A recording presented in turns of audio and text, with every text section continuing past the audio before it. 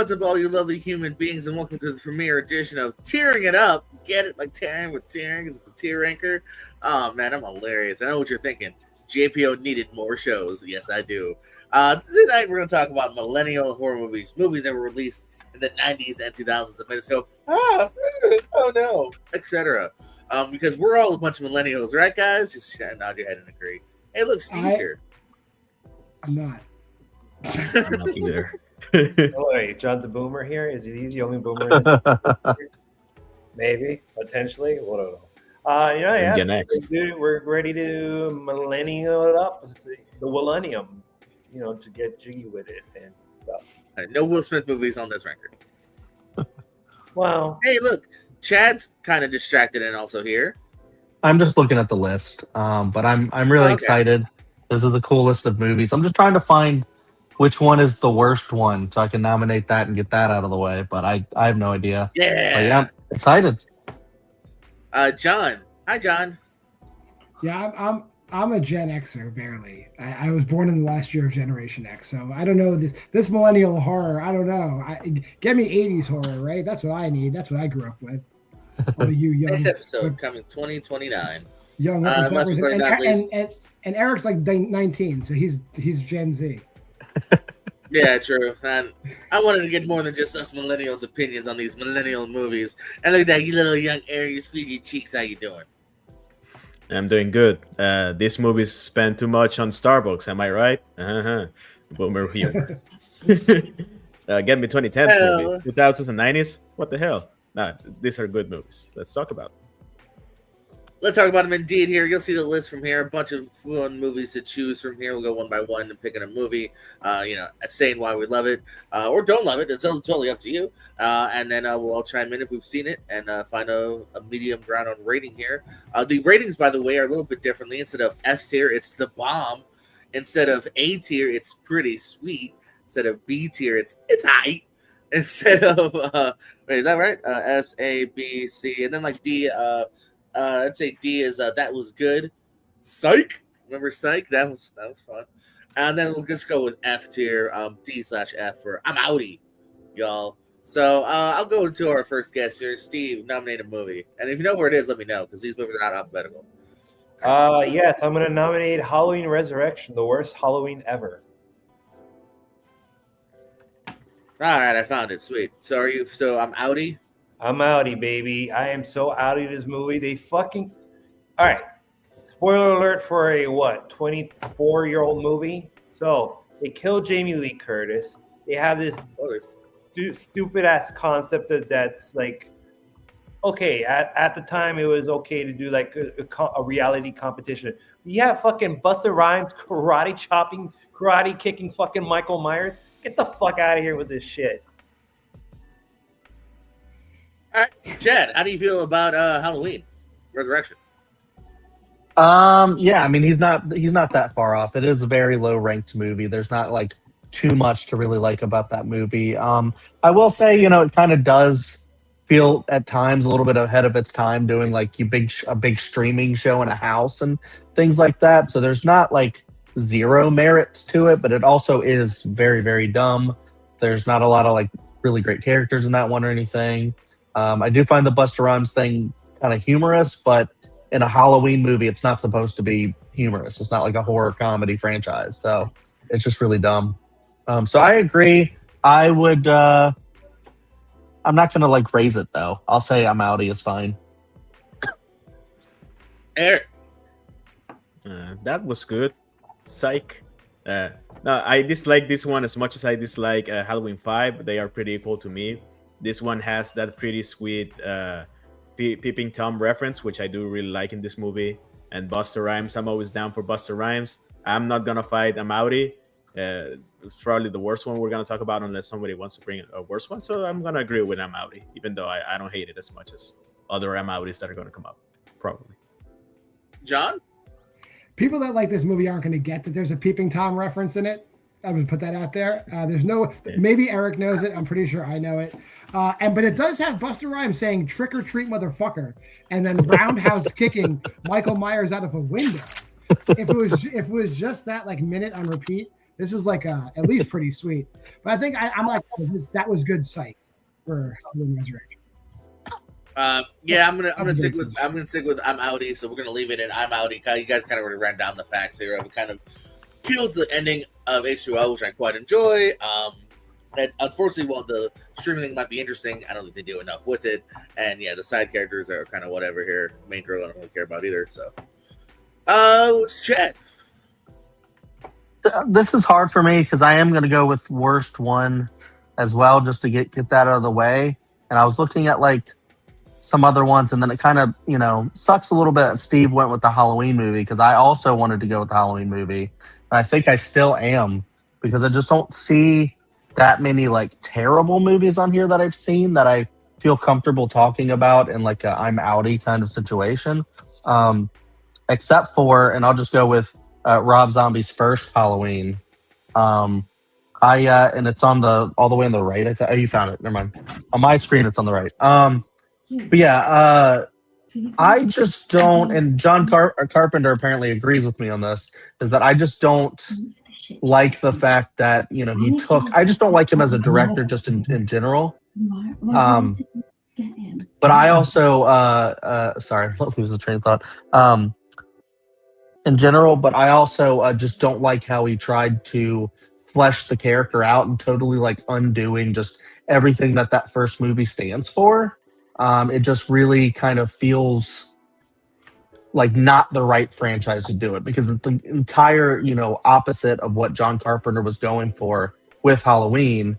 And then he decided to, fully remake this thing, make it like so much longer and, also make it like really gross and a lot of people just talking about, rape and brutal violence and stuff like that. And it just feels like Rob Zombie was the completely wrong director to helm a remake for this franchise. I also don't think there should have been any Halloween sequels, but that's a conversation for another time. Eric? Like I do agree with Chad in that I hate when they try to develop the character in the specific timeline of the same Halloween movie, the first one. But I'm a kind of a defender of the Rob Zombie Halloween movies. I do appreciate what he's going for. I actually appreciate it more because he's going for something different. If it were like strictly a sequel trying to develop him, I don't mind. But since it's his own thing, I appreciate that it's his own thing. I kind of dislike it a bit more when it's trying to be the same thing and doing kind of the same steps. But I appreciate Malcolm McDowell's characterization in this one. As Dr. Loomis is much more of an asshole. I think Scout Taylor Compton is a pretty decent Laurie Strode. She gets better in Halloween 2. I do like her a lot in that one. Brad Dourif is in this movie and he's great. That it's far from I'm outie. So to me, it's at least it's aight. John? I think if you had nominated Rob Zombie's Halloween 2, we're talking more of it. I do agree with the sentiment that, like, I don't appreciate that Rob Zombie has to add, like, redneck rape to every freaking movie. It's like, it wasn't really necessary. Like, we didn't need to have all that. Like, it's like, we know you directed it. But I think the first Halloween, at least, is salvageable enough. Like, there's definitely, I kind of like Tyler Maine's Michael Myers. I mean, so I gotta say, I'm kind of with Eric. It's all right. It's not great. It's all right for sure. Mm-hmm. I'm gonna lean more towards Chad on this one here. Personally, yeah, no, it's like Patton Oswalt. I don't need to always, need more about how my ice cream is made. Just give me the ice cream here. I thought it was a very cliche. Oh, he's picked upon kid, and again, does he need these? He's very icky director, Rob Zombie here, and I just don't think he necessarily fit the world of Halloween. The way Michael Myers even escapes the prison is dumb and icky, simply to be icky and mean. And it sucks. I'm sorry. You know what I mean? Tyler Mane looks cool. That's all I can say. Everyone's an asshole in this movie here. Rob Zombie doesn't have any likable characters. Maybe Laurie a tiny bit. Everyone else sucks. Steve? I'm gonna have to be on the camp of John and Eric. It's alright. I did enjoy for what Zombie was trying to go for. I really love the soundtrack. The soundtrack is a banger of a 70s soundtrack. So if you're looking for I think it's, in my opinion, it's one of the best 70s soundtracks movies that's ever been produced, besides the likes of Dazed and Confused. Again, I do like this. I like this. Yeah, everybody's pretty much an asshole except for Laurie. I like Tyler Mane as Michael Myers. I think he brought a very imposing and threatening presence in this Michael Myers and a little more brutal. And like I said, I'm Team Brad Dourif. I love Brad Dourif and everything, and he really is a really good Sheriff Brackett in this movie. So yeah. Plus, he's not an asshole in this one. Brad Sheriff Dourif's Brackett is actually pretty really much not an asshole. All right, Brad Dourif's getting a good performance too. But, all right, Eric. I should use a segue. Speaking of Brad Dourif, he appears very briefly in Urban Legend at the very beginning. I think Urban Legend is pretty sweet. It's one of those kind of Scream ripoff of the late 90s that I do appreciate more than a lot more ripoffs. I do find the cast pretty fun. I don't want to say like I love the twist, but I think the killer is pretty fun overall. Once she gets to, I mean, spoilers, I guess it's a she gets crazy, and I don't know. The kills are pretty good, pretty sweet. All right, John, thoughts on Urban Legend, the first one. I would second, Brad Dourif for the short time he's in the movie gives an all-time cameo performance in this movie. Also, it's like it's in the back. Yeah, whatever. Also, Julian Richings as the creepy kind of janitor guy is good. There's a lot of like cool horror people in this movie. Robert Englund as the professor. Yeah, I mean, Urban Legends is a fun time. Is it the best movie of the 90s? No. I'd say it's definitely on the border of it's a height and pretty sweet, but I'd say just given that it did the whole gimmick pretty well, pretty sweet is a good landing point for Urban Legend. I'm gonna third that. I'm glad somebody else brought this up. I think I might have at some point because this has always been a pretty decent rewatch for me growing up as a 90s horror cat. I think there's enough really going on here. I think there's a slight different take on the slasher too with the Urban Legend method. You know, like Joshua Jackson first. There's the meta joke of Dawson's Creek where the theme song comes on. And and then even the way he's his feet scraping the top. The fact that she almost comes in on her roommate getting killed, but hey, she was still not to turn the lights on, so the girl's just getting murdered while she's trying to be polite and go to sleep. And so I think there's enough interesting things here. Jared Leto, man, he's totally cool at this point, right? See. I think for what it was, like, I'm gonna put in its eye for me. When I watched it the first time, I really enjoyed it, and this was especially in the time when it came out on VHS, and I didn't watch it in theaters, so this was the only time I had a chance to watch it, and I got a chance to rent it, and I liked it at the time. But like as I rewatched it, like over the past couple of years, for me it kind of had lost its luster to me. It has a decent premise, but just I feel like it doesn't. I don't know. It's just for me. There's a lot of fluff in between the kills, and it's just very uninteresting fluff. And the kills itself some of the kills are very memorable, but like the everything in between, and just the attempt for the romance with Jared Leto and Alicia Witt, it's just those two didn't have any fucking chemistry. So for me, it's aight. Chad? It's definitely better than Rob Zombie's Halloween. But if Hunter was here, this would be the bomb. But for me, I don't adore rewatching this one. I do think it has some good ideas. I like some of the scenes, and well, not really many of the characters, just maybe like a couple. They have that dog in the microwave bit that I loathe. And I was just gonna say I like that scene. What you call it?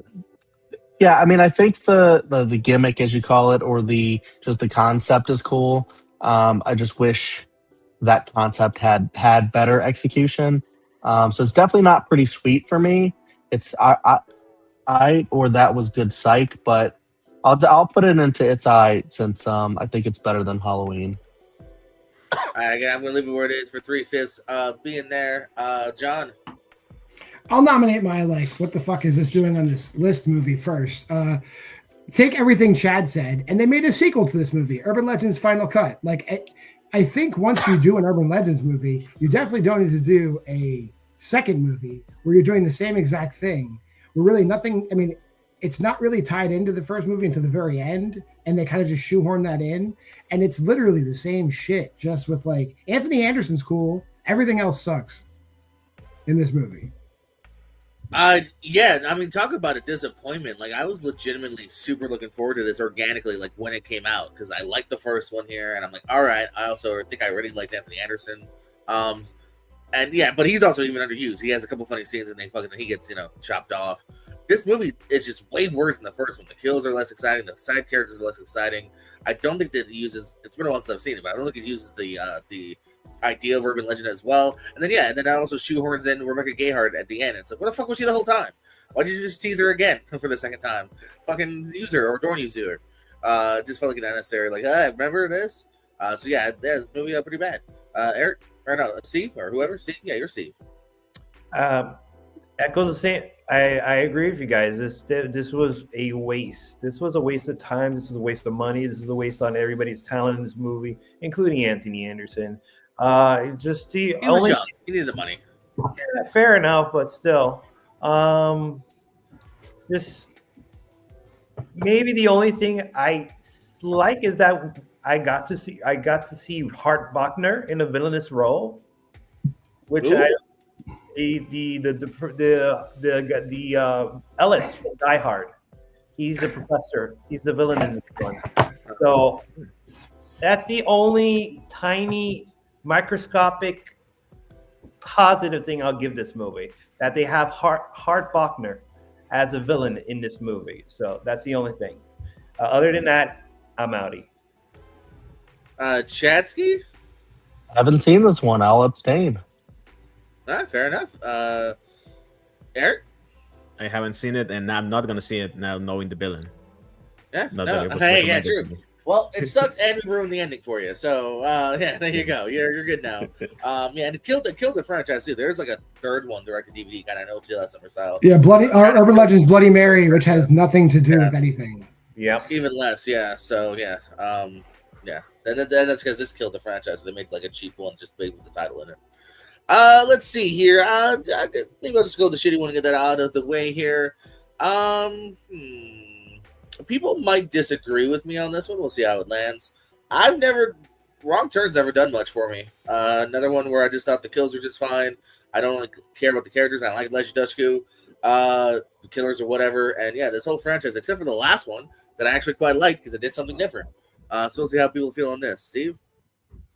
For me, it's aight.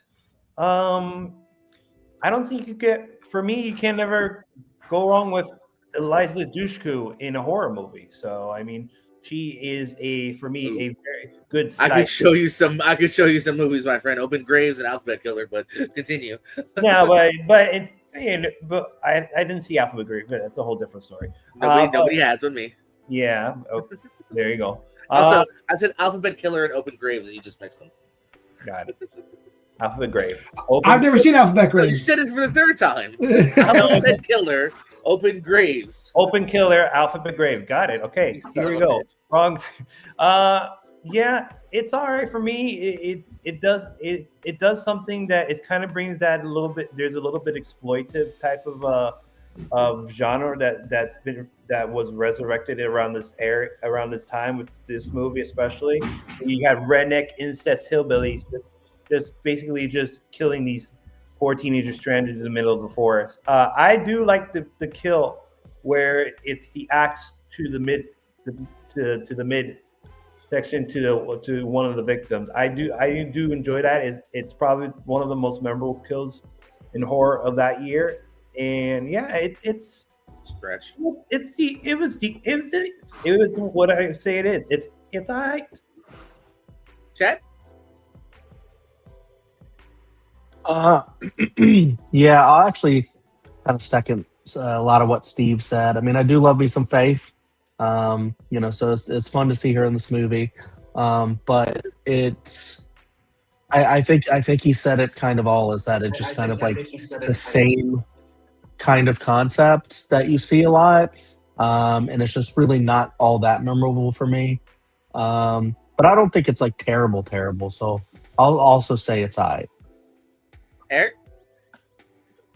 A long way to say I have not seen it. I got stuck. What are you, Brad Dourif at the beginning of Urban Legend? Let's see how I had the car. John. Yeah. everything everybody said is pretty accurate. Wrong Turn is alright. It is one of the first movies of like this kind of like run we went on with like deformed redneck cannibal bullshit, middle of nowhere people. I like Wrong Turn. I like Wrong Turn 2. Then it's a bunch of shit. Yeah. And then the remake. Wrong Turn 3 might be one of the worst movies ever made. But the first Wrong Turn, especially what Steve said, Emmanuel Tricky from Entourage's death, is probably one of the best examples of early 2000s CGI that you're going to get in a horror movie. So Wrong Turn's aight. All right, well, yeah, it's bumped up as I feared it would. Now I know how Chad feels about Halloween, although I agree with him on that too. See you.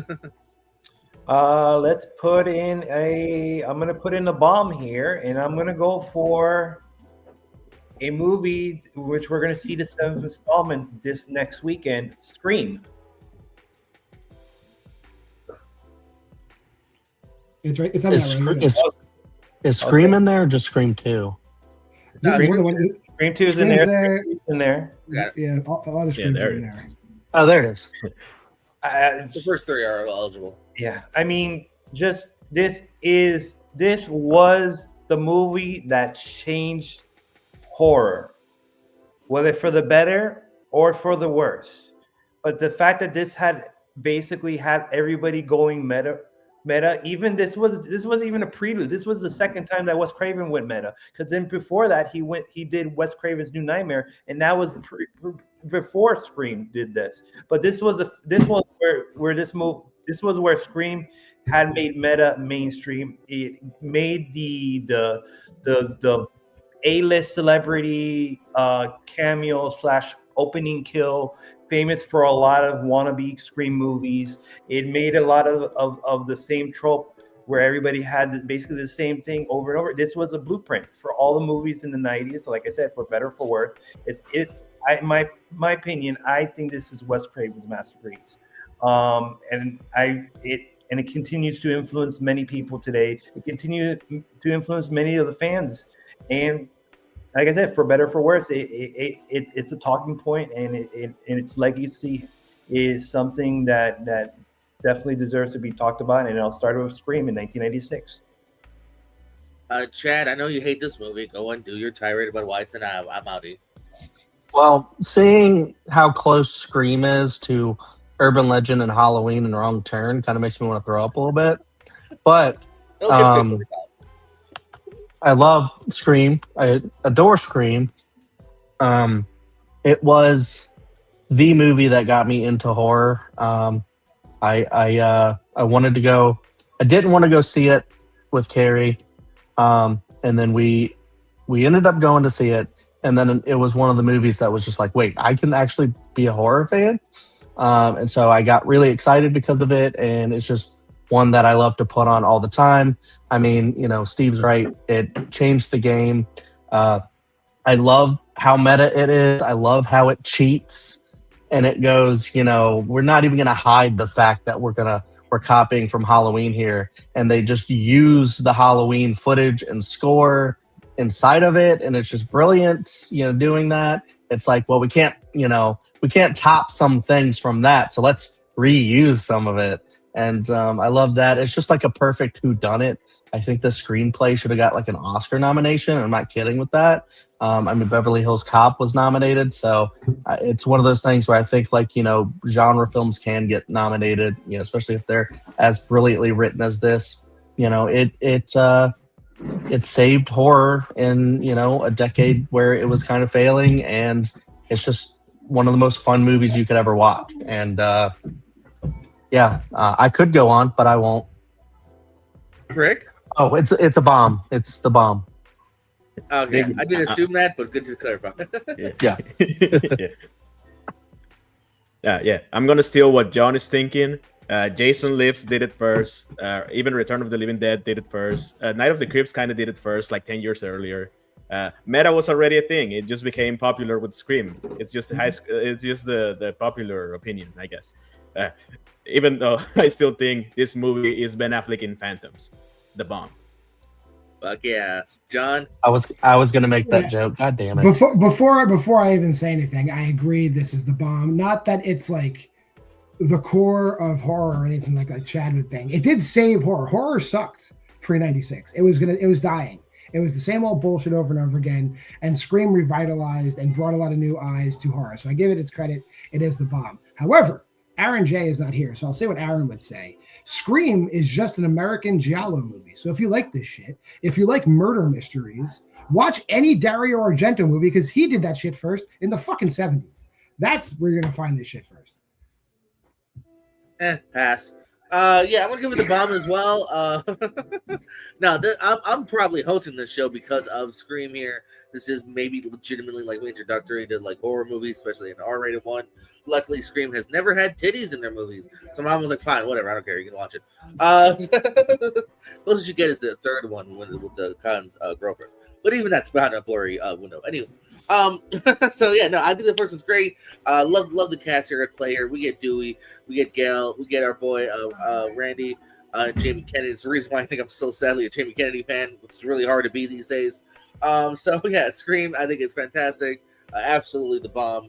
Still one of my favorites. I just did a rewatch this week for the 7th one, so hell yeah. Chad. Oh shit! I forgot I was next. But I mean, I do have some ready off the top of my head. I don't. I'll just go with another one that, like Scream, is something that people would go. Oh, of course he does. Of course he said that. I'll go Shaun of the Dead. Oh, fuck you, Chad. Okay. Well, you still get to talk about it, John. So there you go. It's the bomb.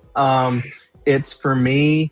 Actually, I saw this one before I saw Scream in its entirety because I was 6 when Scream came out and didn't get into horror until a little bit later. But I actually saw this one in the theater, and ever since I've just been an Edgar Wright just fan, just big time.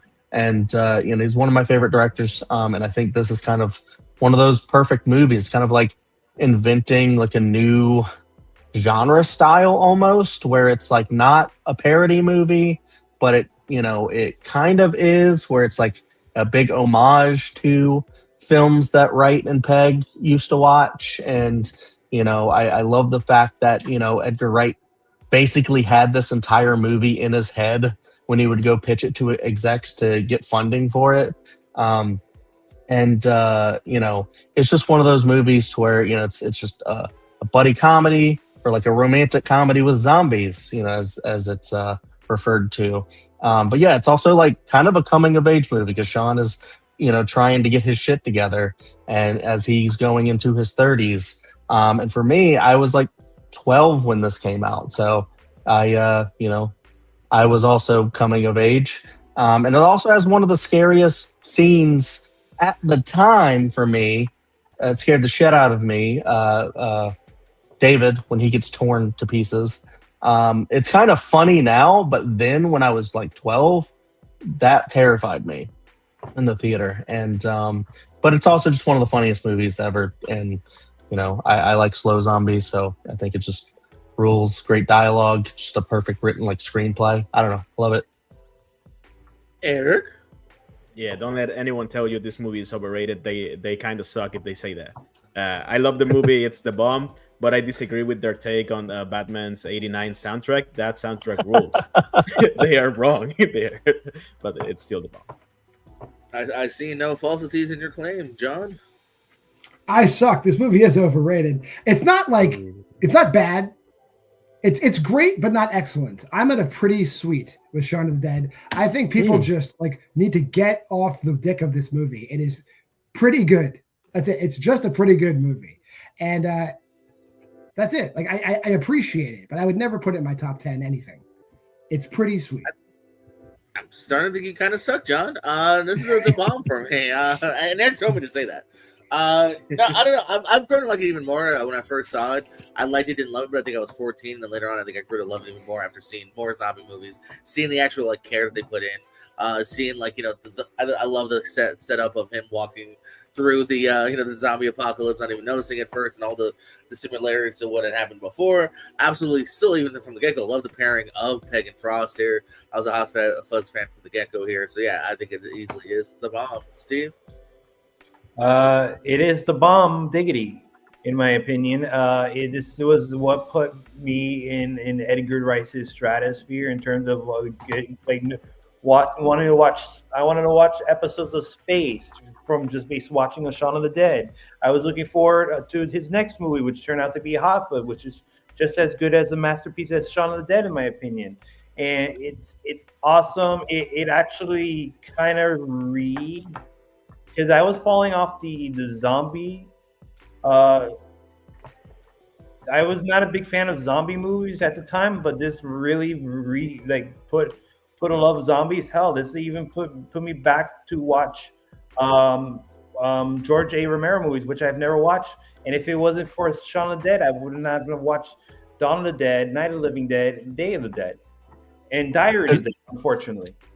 It's actually kind of funny though, because when they heard 28 Days Later was coming out, they were like, "Fuck!"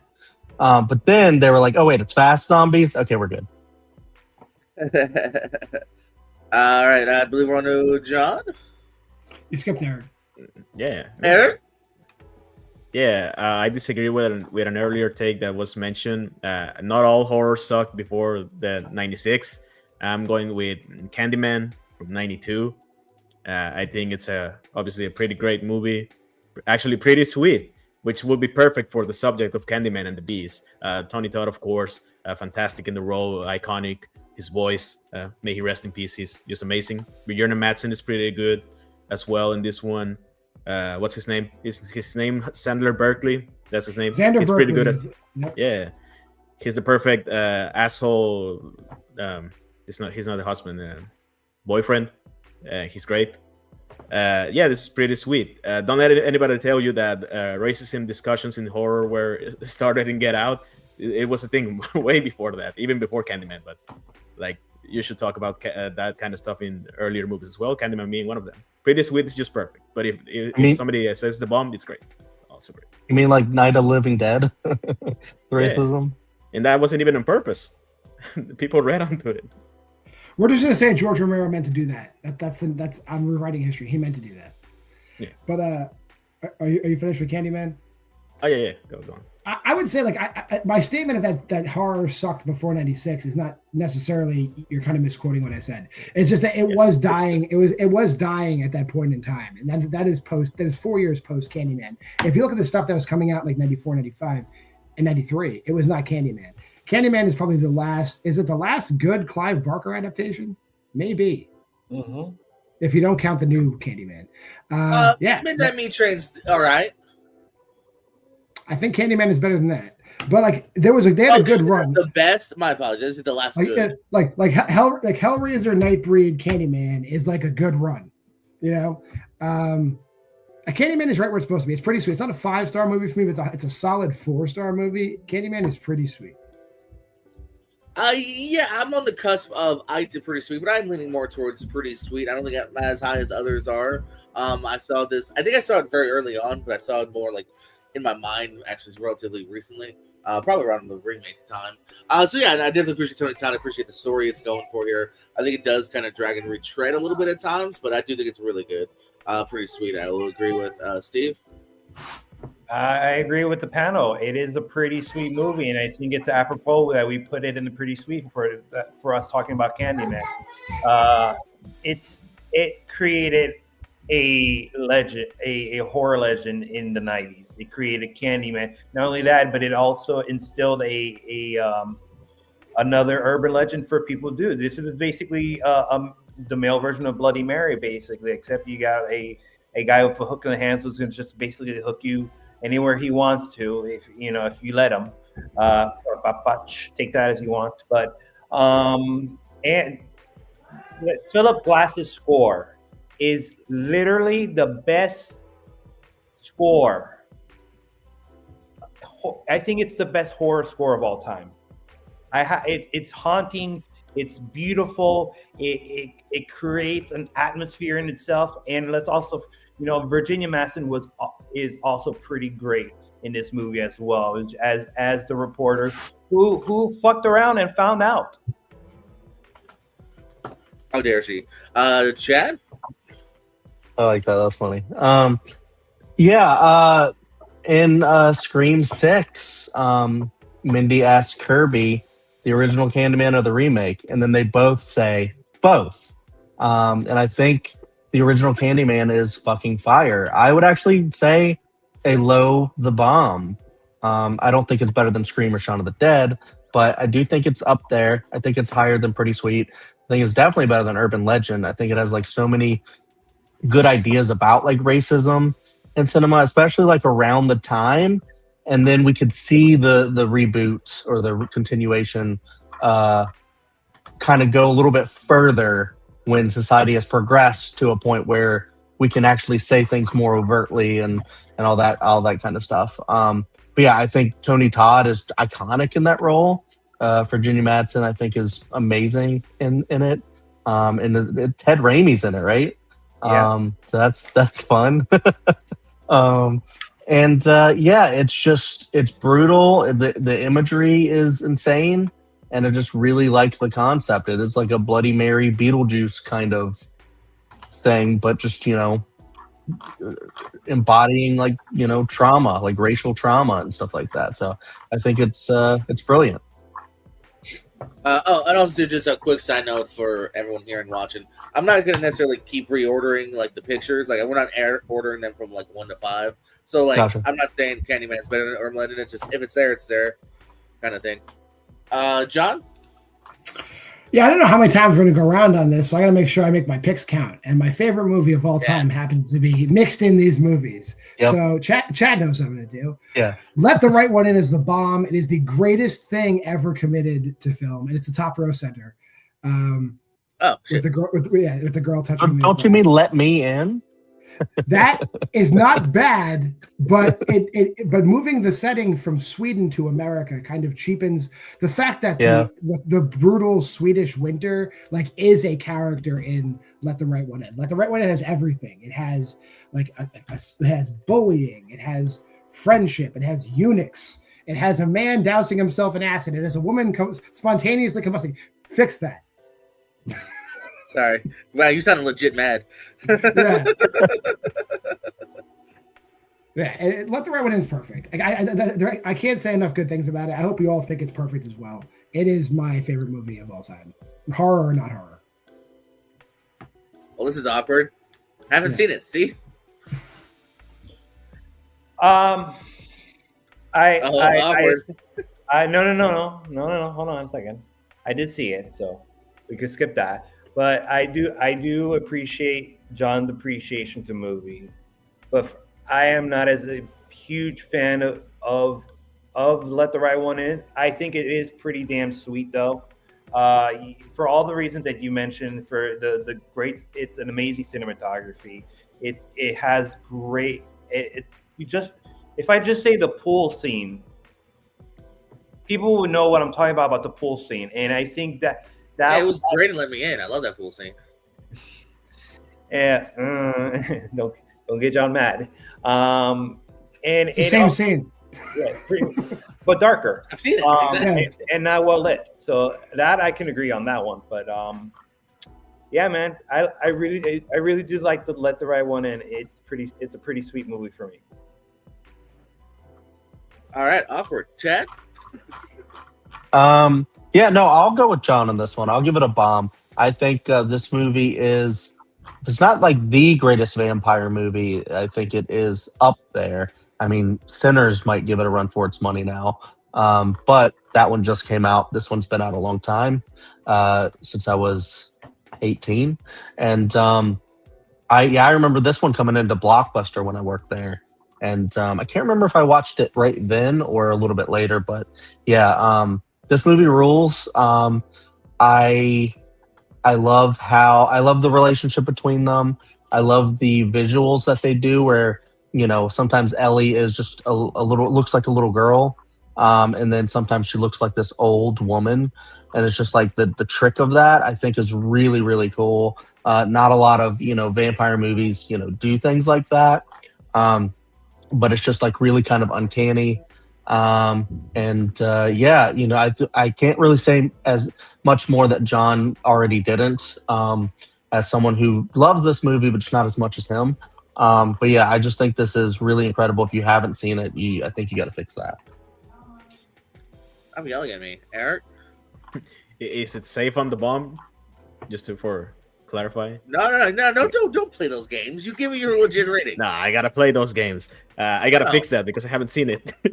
I was gonna watch it before. Oh, well, I then, knew this technically, movie was haven't gonna seen it, come not out. gonna really impact How it. dare you, Eric? I can't believe you haven't seen this. All right. Yeah, Oh no, my God. haven't seen to me. Won't It was the impact rating. exact movie I was gonna watch before this, but I couldn't. I'm revoking Eric's Why We Love Horror championships. He no longer was a champion in my league. Sweet. But no, I will still stay in the bottom because I had 2 out of 3 agreed that it belongs there. John. Oh no, that was John. Okay, Yeah. back to me.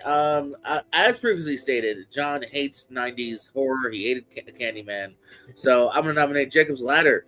I love this movie the first time I saw it. I think it's got some really crazy visuals here, really intriguing story here. I think Tim Robbins, too, a great actor. I don't know if it's his political stuff that kind of he hasn't seen much of him recently, but he killed it in the '90s here. There's about Adrian Lane who did Lolita too, so like it also looks really good. And yeah, the really intriguing tale that I've always been a huge fan of. How do you feel about Jacob Barber's Ladder, Steve? How do I feel about Jacob Barber's Ladder? Don't tell me how I feel about the other Jacob Ladder. That's all I can tell you about that. No, we're not talking about that. Even if that was not, that might have been an out. Woo! Jesus Christ. Okay, no, but moving on. I literally just watched this maybe a year ago. So like I've heard about this movie. Jordan, you were a fan of Jordan, you praising that movie got me into wanting to watch the movie. So, and besides also trying, doing the horror, trivia world. Also, like everybody be talking about this movie. I'm like, oh, I haven't seen it, so I saw it. It's great. I enjoy it. It's probably Tim Roth's best performance still to date. I think so. And Elizabeth Pena, woo! Sorry, I had to join you. Ooh, you know what I mean, baby. You know what I mean. But this is also another way in terms of how to explore another movie that explores trauma. This is exploring people coming back from Vietnam War and the effects that it has on these people and what they go through. Another great performance in this movie, Danny Aiello. Great performance in this movie as well. And Adrian Lynn, it's just something about just the way those visions move that just has like disturbed me, especially the car scene. If you know with the car scene, it's probably one of the most freakiest scenes I've ever seen. And there's also another freaky scene in the club too that's probably just as freaky, but the one with the car scene, it has stayed with me the most out of all the scenes that have happened in Jacob's Ladder. So I would say it's pretty sweet. Man, I just found out Elizabeth Pena passed away 12 years ago. Now I'm really bummed. Chad? Yeah, I remember exactly when I watched this for the first time. It was with Carrie in an Airbnb, and I have very fond memories of that. I would sometimes we go to Airbnbs to watch horror movies. I haven't done it in a while, but I want to again soon. Anyways, That's how your first Jacob's Ladder, I think, is pretty sweet. I don't know if I'm at bomb level, but I do think it's, when it's on, it's like really kind of masterfully, like just a great like psychological thriller, with the war trauma and all that stuff, combined, and like, kind of what I think it like has the whole plot about like, what the government sometimes might have done to soldiers and things like that. And, I think it has commentary on that as well. Great performance from Tim Robbins. I mean, when does he not give a great performance? So that's often. Yeah, it's just a very trippy movie, and I really like it. Come on, Eric. Yeah, I have a similar story to Steve in that I think I joined something also here ranking like 90s movies, and I hadn't seen Jacob's Ladder by that point, but JPO praising it made me watch it like the weekend later, and I did watch it now, so I've seen it. Jason Alexander, woo! First of all, he's great. No, this is a pretty sweet movie. I did like it a lot. I only seen it the one time. I need to watch it again, but I do appreciate Adrian Lynn's eye for the visual. I've seen like a Flashdance and maybe another movie of his I'm forgetting right now. But I always like the way he presents like the movies. It's right now on pretty sweet, but I could see totally going up. But I haven't seen it enough times to say that. John Marmagar. Like this new trope that I hate 90s horrors. It's really going to stick. I'm spreading it everywhere.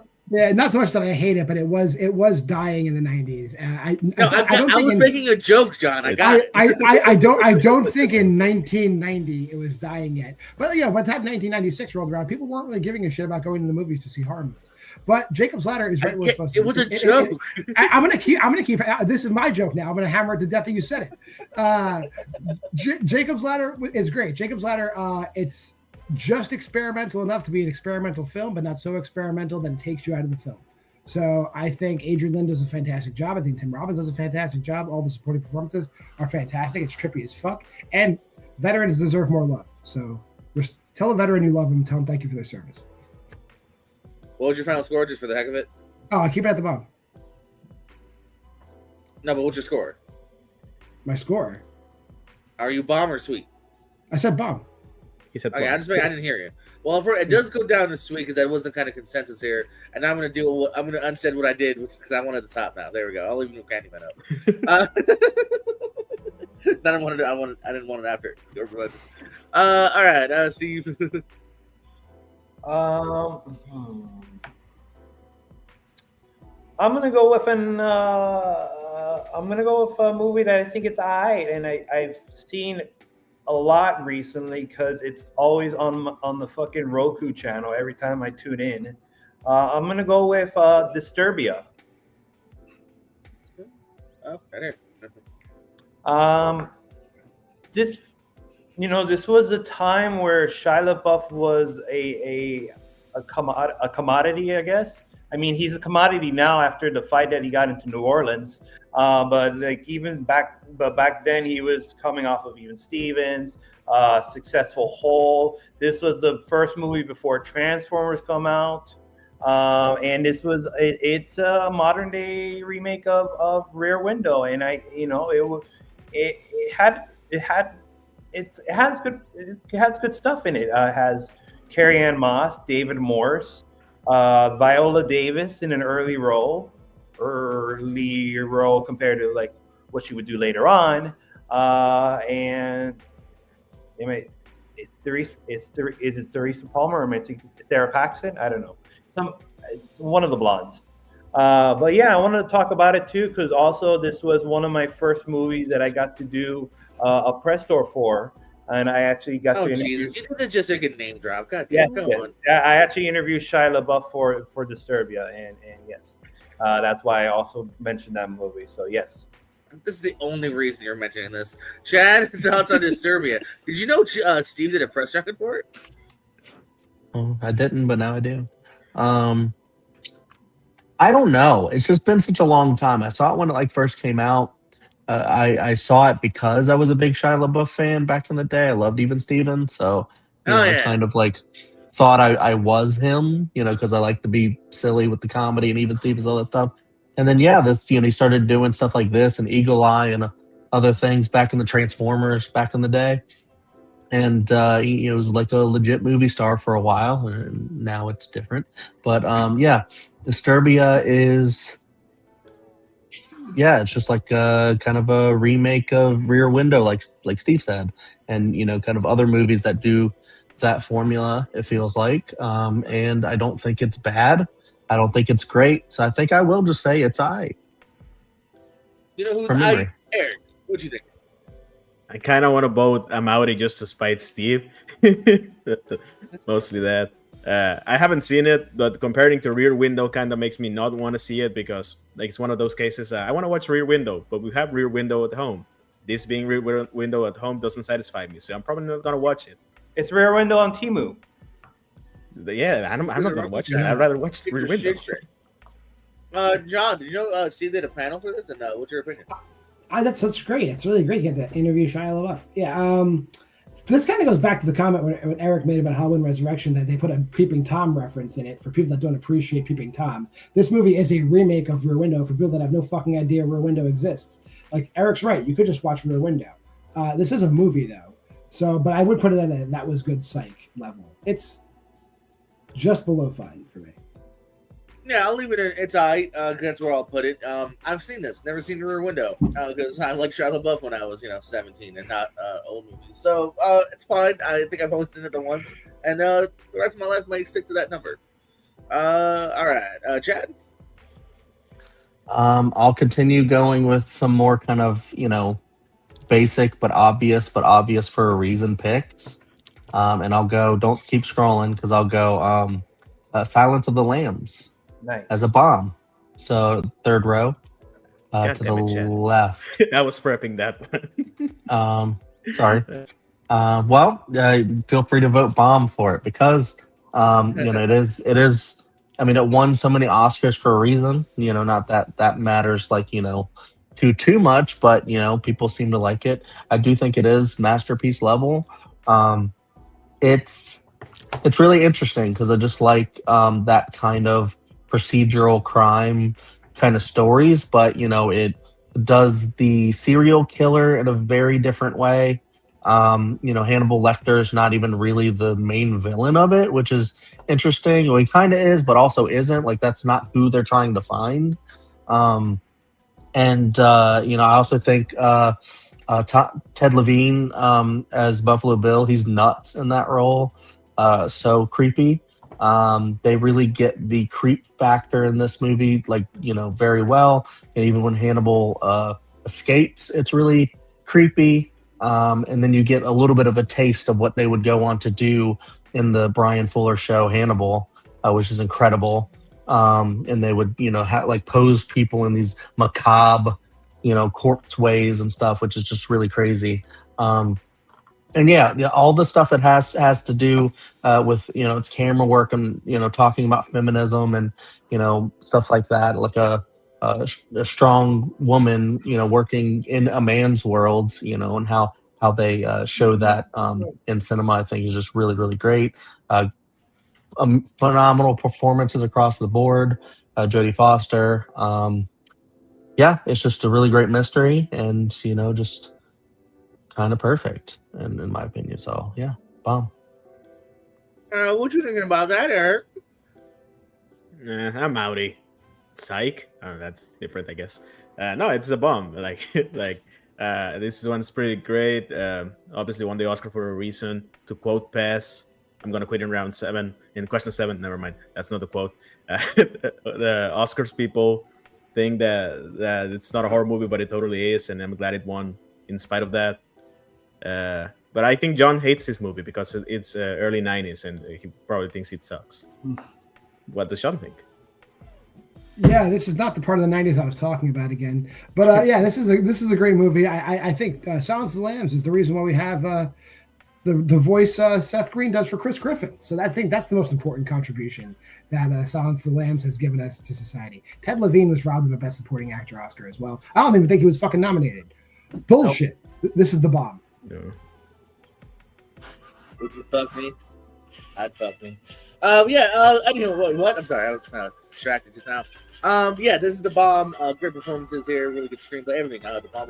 There's some top notch stuff here. Jodie Foster, shout out to her. Hopkins making most work of a short amount of screen time. It is thebomb.com, yo. Chad, what you got? Well, at first I thought me, but okay, sure. I just did that one. I'm a great host. Steve.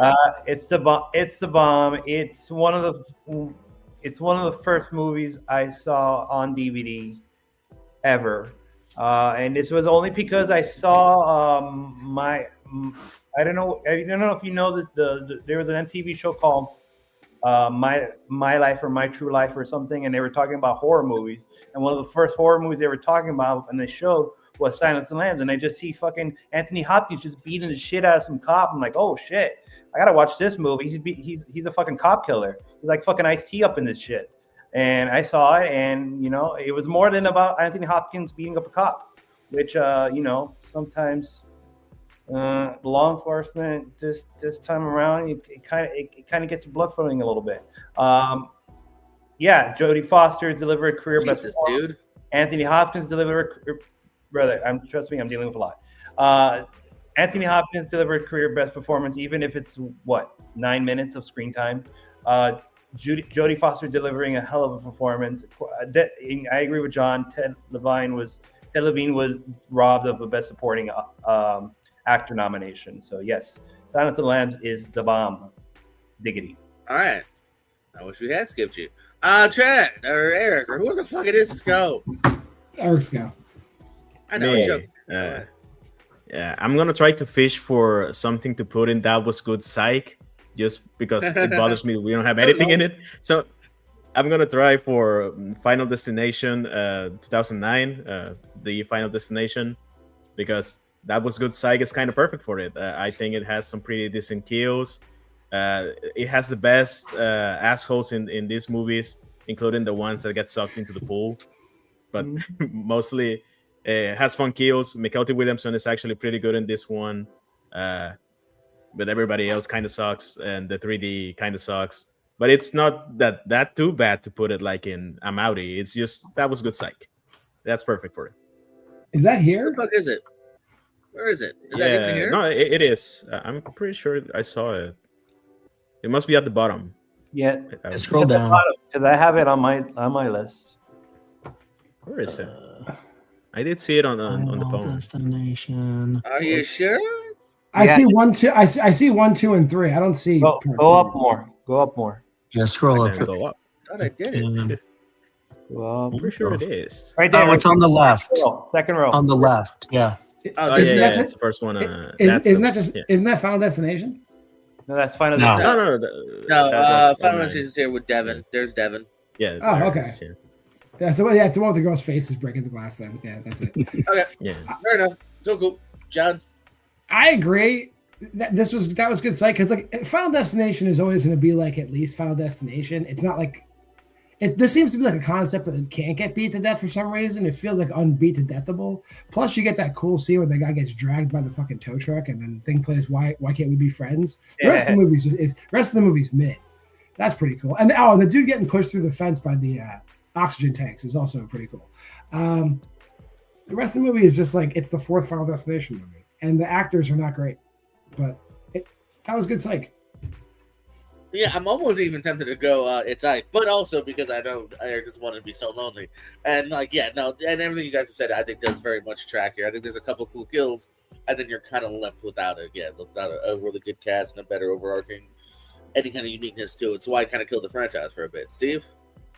I'm gonna have to agree. That was good psych. Tow truck, McKighty Williamson.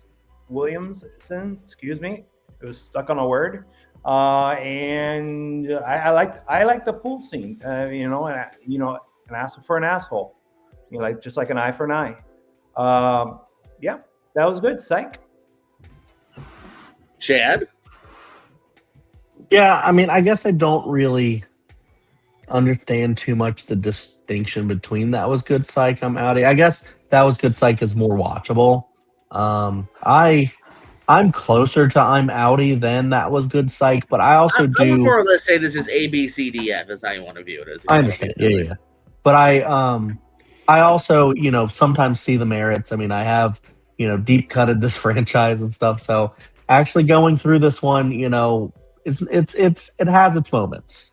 So I do agree with that. Yeah, I do like McKelty Williamson's character. I wish they would have done more with all of the characters. I wish they hadn't have, apparently recorded all of the cool action scenes and then went over them with CGI and made it look like truly terrible. And then you're just like, this barely feels like a movie sometimes. And it feels like, someone, just threw this together in their basement or something like that at times. And I agree that there are some fun moments. So I'll keep it where it is. John?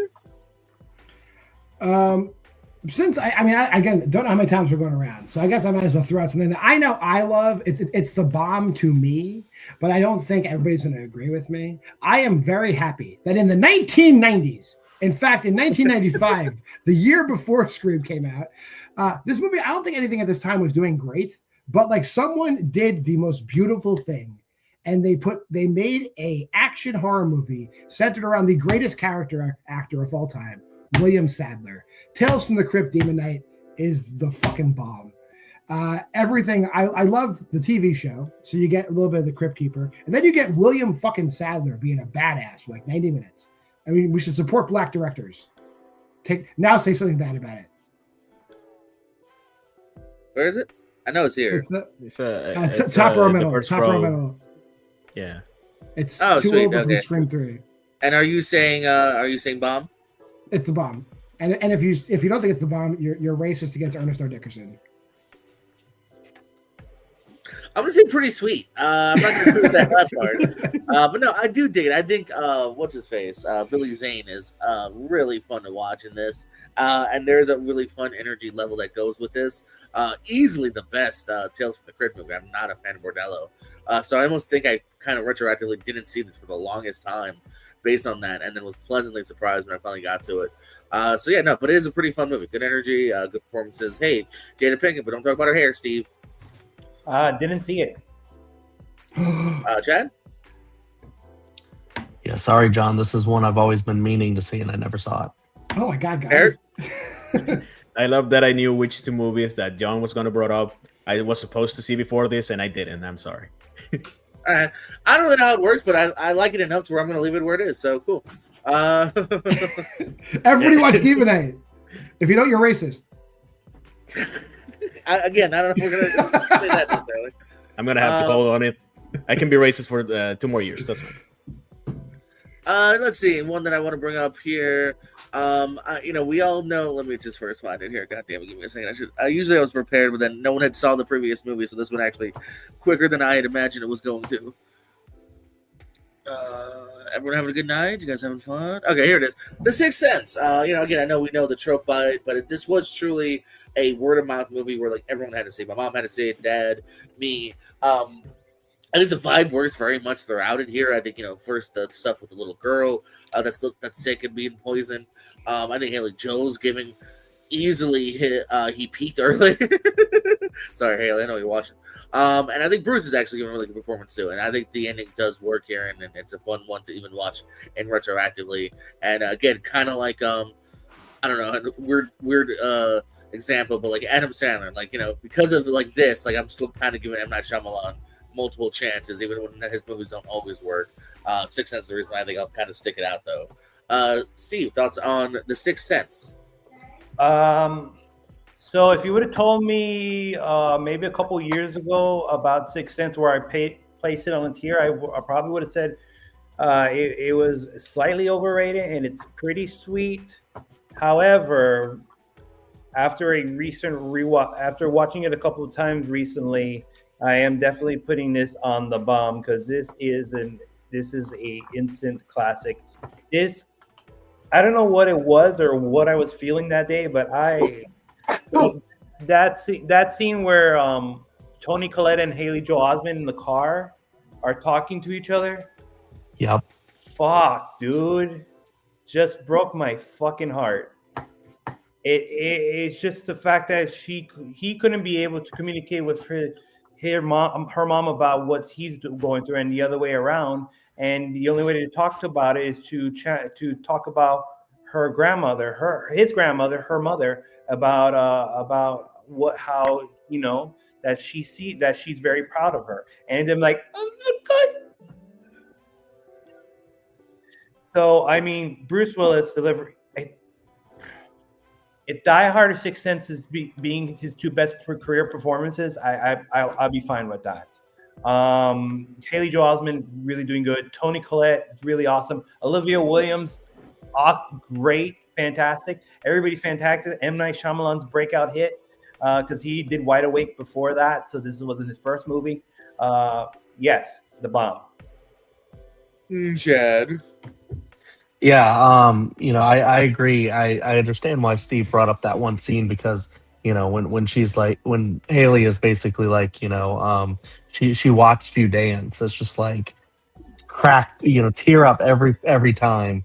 And it's just so emotional in a lot of ways, especially now that kind of like what's happening with Bruce Willis. I feel like the next time I watch this is going to hit on a different level. When it deals with like Bruce Willis being a ghost and he's not doing so well right now, and even when I watch Die Hard, I kind of think about that sometimes, and I'm just like, kind of sucks in that way. But yeah, this movie is a masterpiece. It's a bomb for me for sure. I do, but there are some times, like especially when M. Night is in it, that I'm just kind of like, in a Tarantino level way, where I'm just kind of like, I see the seams a little bit, but I think this movie is just brilliant, even though, it might not be like perfection. At least that was like my last kind of experience with it. But I might just be, not know what I'm talking about in a way. But I do think it's scary. I do think the drama hits. It has the most iconic scenes. I see dead people. The hairs stand up. That's them. Kind of an idea. Just really, really creepy. I think Haley Joel is just phenomenal actor in that movie, and is just so young. Toni Collette rules. Bruce Willis rules. Yeah, it is just one of those kind of next level movies, and that was a hard year to rank as far as Best Picture movies, because Sixth Sense is so good. So yeah, Stuttering Stanley. Eric?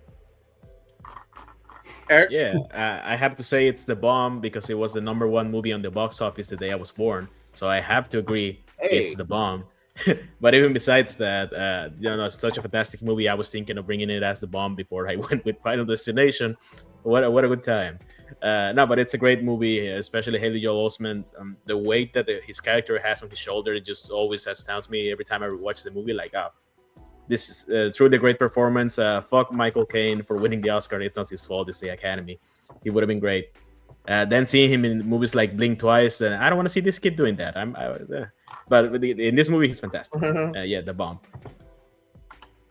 John. I think JPO, you hit it right in the head. We are still chasing the dragon with M. Night Shyamalan. I watch his movies because of The Sixth Sense. I don't think he's topped it. I want to just give a shout out to Aaron J and say old sucks. But yeah, Sixth Sense is the bomb. All right, Steve, nomination. I'm gonna go with a that was good psych pick. So I'm picking this movie just because wrestling, and I am picking Blade Trinity.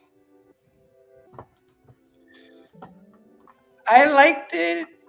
Psych. It's not a good movie.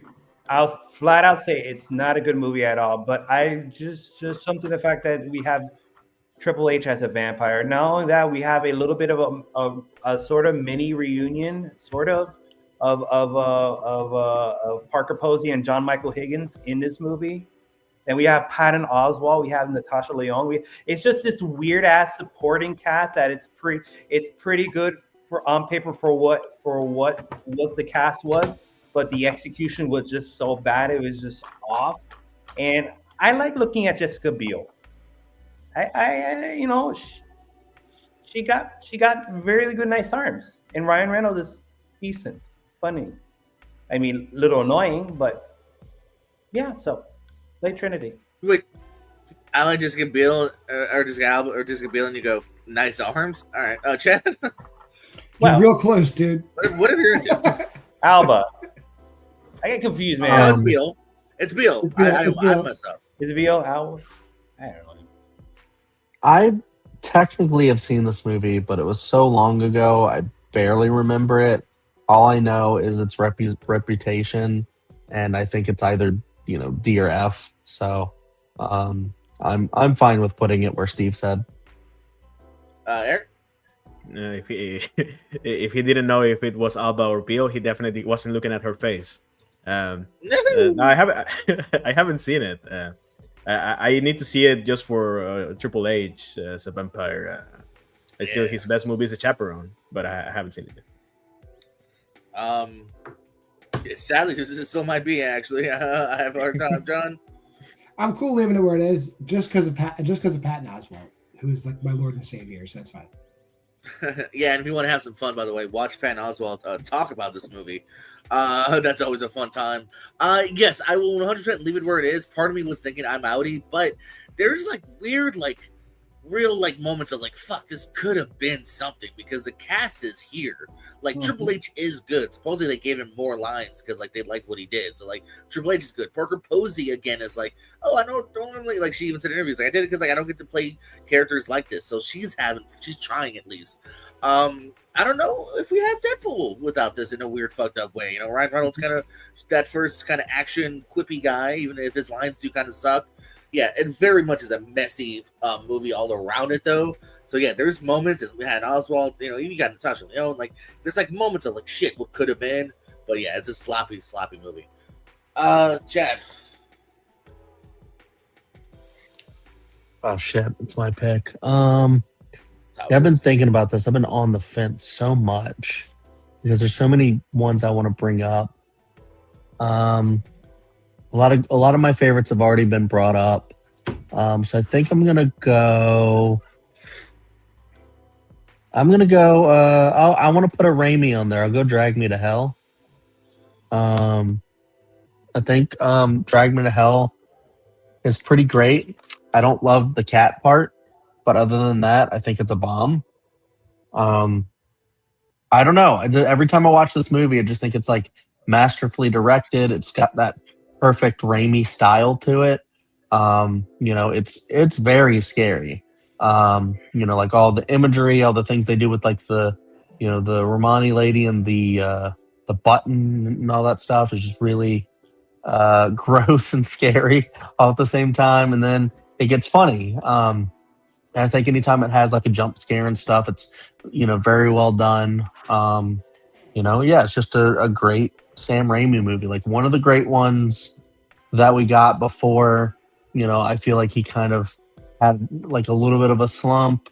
And then I think, you know, Send Help is great. So I'm excited for more Raimi. But yeah, this is one of those that like slaps every time, especially, you know, because it tells you exactly what it's going to do. And then it fucking does it.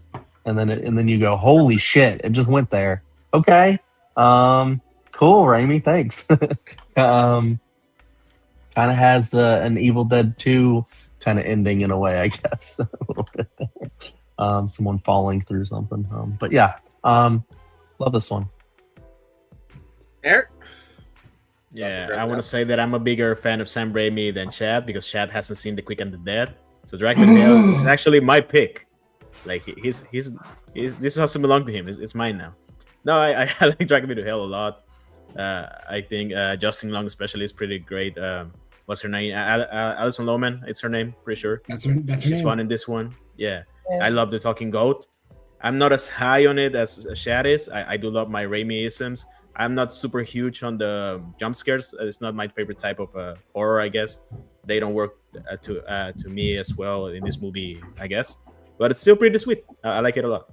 I wonder if Alison Lohman is retired. She hasn't done anything in a decade, according to Letterboxd. John? She's an anti-vaxxer.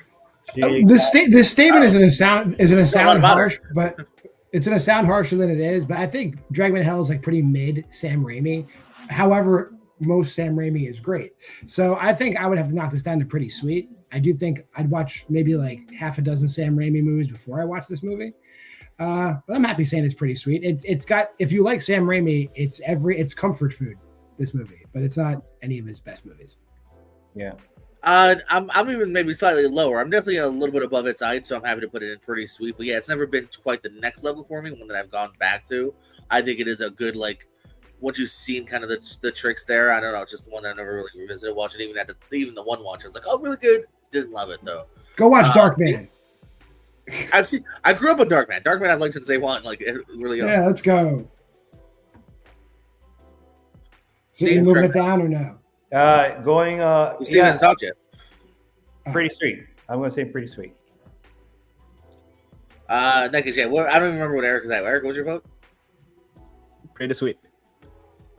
Oh, then it's definitely got to go down. I mean, it was going to anyway, I guess, but. All right, Eric. Yeah. If I were the last person, this pick would make the most sense, but I'm gonna go with Halloween 2. Rob Zombies, of course. We're not in the 80s part of this list yet. And I'm gonna put it in It's Aight, and I know I'm gonna be in the minority, but I don't mind.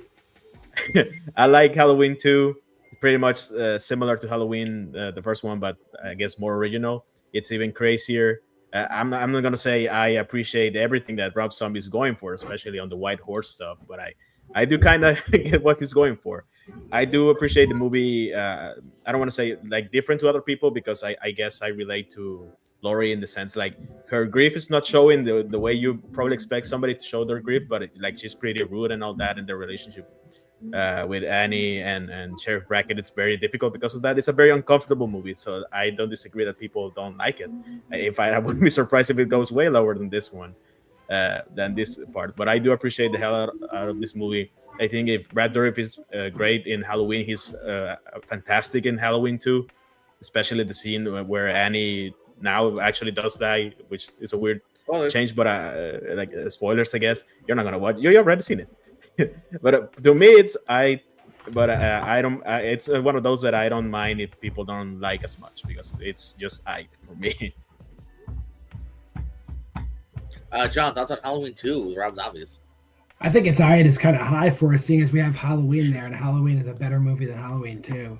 I would say it's probably That Was Good Psych, only because they got Weird Al Yankovic in this movie. So like, you can't say you're outie because Weird Al shows up, and if Weird Al shows up, everybody is all in. So I'm definitely That Was Good Psych. A quick question for you, Eric. Where was your vote on Halloween, the first Halloween, from him? Also, it's Psych.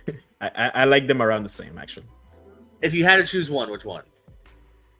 I'd rather keep Halloween 2, but that's... No. Just answer my question. If you had to choose one of these, not anything to do with this game, what is your preference? I don't know. I like Halloween 2 better. Yeah, I would pick Halloween 2. I agree. That's why I wanted to find a fellow brother finally for once. Because here's the thing. Here's my Halloween 2 take. I already know that he fucked up the lore and everything, and is icky. He's a little less icky. He just kind of throws balls to the walls. I think McDowell's a lot more fun to watch in this because all right, whatever, he's an asshole. We'll give the shit at this point.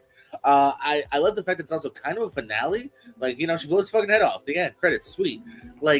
I feel like this movie is just so much more interesting than the first one that I actually go along with the ballsiness of it more than the first one. I think it's just ickier and less unique and just tropey and icky and wicky wacky. So I'm gonna stick with. I'm actually gonna go down to that. That Was Good Psych because I think they're both bad, but I do think it's better than the first one.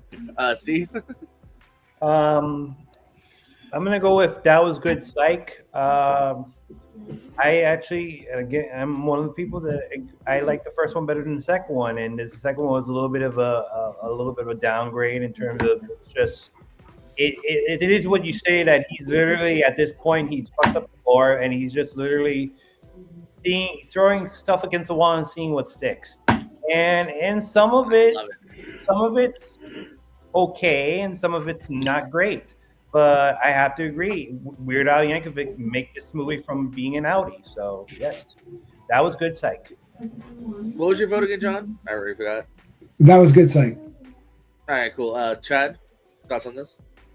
I mean, it's still an outie. Yeah, I love Weird Al too, but I mean, he's not in it for very long, so it's not like he's like a supporting character. He's like a cameo, like a very brief cameo.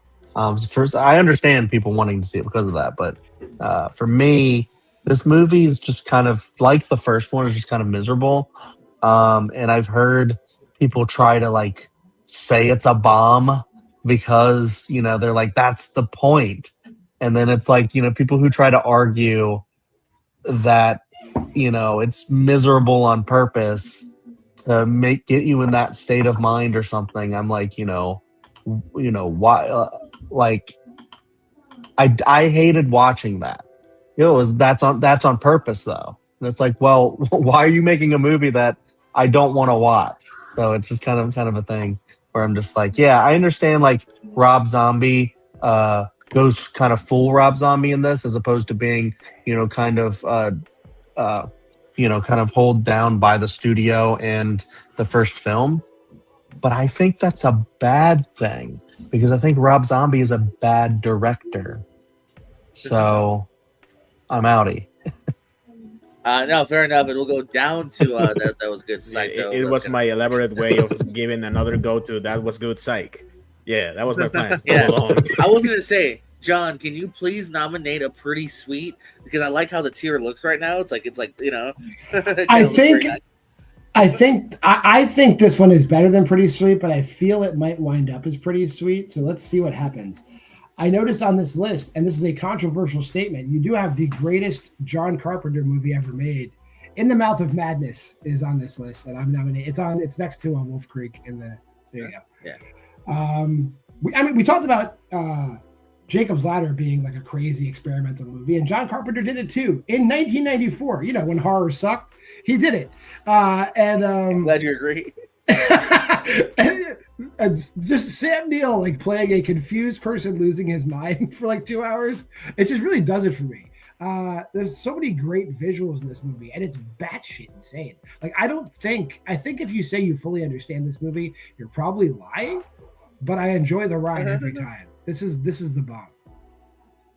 I will personally go down to Pretty Sweet. I literally just saw it during Halloween time last year. It was my first time watching this year, and yeah, it made me want to see if I guess this and Event Horizon is your double feature of Samuel going cuckoo bananas. So yeah, I thought he was really good in it, and yeah, it is kind of increasingly weird, and yeah, I don't quite get all of it. Maybe my 7th watch. Steve, Haven't seen it. all right, Chad. I'm more on for In the Mouth of Madness. I've only seen it once a little bit ago, but kind of. Well, actually, I think this is better than Event Horizon, but I will say it's aight. I don't think it's bad. I don't think it's great. I think it's like right in the middle. It's definitely better than Rob Zombie's Halloween, but I don't know if I would go Pretty Sweet. Maybe on a rewatch, because I do know people other than John that adore this movie. So, and it's I feel like it has a lot of like kind of like Stephen King like level like connection. Well, that and Sutter Kane, Stephen King, and H.P. Lovecraft like level. So, which I think are cool. So, but yeah, I'll stay on It's All Right for now. It's not no, it's I. It's the Millennial one. Eric. Yeah, this movie goes crazy, and I understand it perfectly. Oh, of course not. But actually, I have seen it, so and it's pretty good. I'm gonna put it in Pretty Sweet because A, I only have seen it the one time, and B, I wanted to put it in Pretty Sweet to fulfill JPO's wishes. But I do think it's pretty sweet because I only seen it once. But it's great. It's pretty good. Yeah, it will go down to Pretty Sweet here because it had a bomb Pretty Sweet. And also, it's high, so definitely go down 1, but not 2 notches here. It's up to you guys. Steve, continue, or you want to call it a night? I want to continue. Chad? I could go for I could go to like maybe like 145 or something like that. Another 2 hours? I think he hour 45. Yeah. Eric? I don't want us to turn into those other guys, so I'd rather end it here. But I don't mind it either way. John? Are you talking about Movie Hero Network, a place where they make shitty fucking long videos that nobody wants to fucking watch? Is that what you mean, Eric? Say it with your whole chest. Yeah, I gotta go. All right, well, John, you can leave, but we can keep going. John, any plugs and parting words? Go to Why We Love Horror. Our new catchphrase is, "Hey, at least it's not the Movie Hero Network." Go there for all your horror needs. If you like my opinions, I got a whole shit ton of them over there, and other folks show up too. All right, Not John, me quick anymore because rating. I haven't seen Rate Let the the Right One In. Faculty. Faculty's pretty sweet. I love The Faculty. I don't think it's the bomb. I know it is another fucking shitty 90s movie, and all of them suck. But I would say this one, I'll make an exception. It's pretty sweet. All right. Well, we know you hate the 90s. Have a good one. I'm going to say pretty sweet as well. I've always enjoyed this kind of bye, everybody. Cast here. Bye, John. Yeah, I think it's a fun time. Steve? I'm going to go pretty sweet. It's probably one of the best versions of a modern day body snatcher. And it has a great cast to it. So I think Robert Rodriguez does a great version of his own invasion of the body snatchers in the high school, and I think it's appropriate for a high school because a lot of high schoolers act like their body's been taken over by something. So Yeah, pretty sweet. That's naughty. Chad? This one's interesting. I would normally probably say it's but then looking at the movie's placement right now, it's It's kind of a shitty like level right now, so it's kind of like the D plus. So I'll go Supposed to pretty be D+. sweet. So I wouldn't necessarily go by that logic, but Eric, Shad is never gonna get over that Halloween made it to its side, and I love that. No, I like the Faculty a lot. I think it's my favorite non-Scream late '90s teenage movie, but it's also very different. It's not a slasher, so it has that going for it. Everybody in the cast is actually pretty good. Well, maybe not Usher, but he doesn't do much, so it doesn't matter. I like it better than Urban Legend, but I not like it enough to put it in the bomb. So pretty sweet, it's perfect. Oh, and I forgot to say I like Josh Hartnett in it. So Eric, like thanks his hair. for asking. You gave a really good performance. Steve? I'm gonna go for a bomb pick. I'm going for Dead Alive or Brain Dead. This fucking movie is batshit crazy, and I fucking love it. It's literally Peter Jackson just going balls deep, because if you ever seen Meet the Feebles or Bad Seed, you know he's capable of pulling some heinous shit.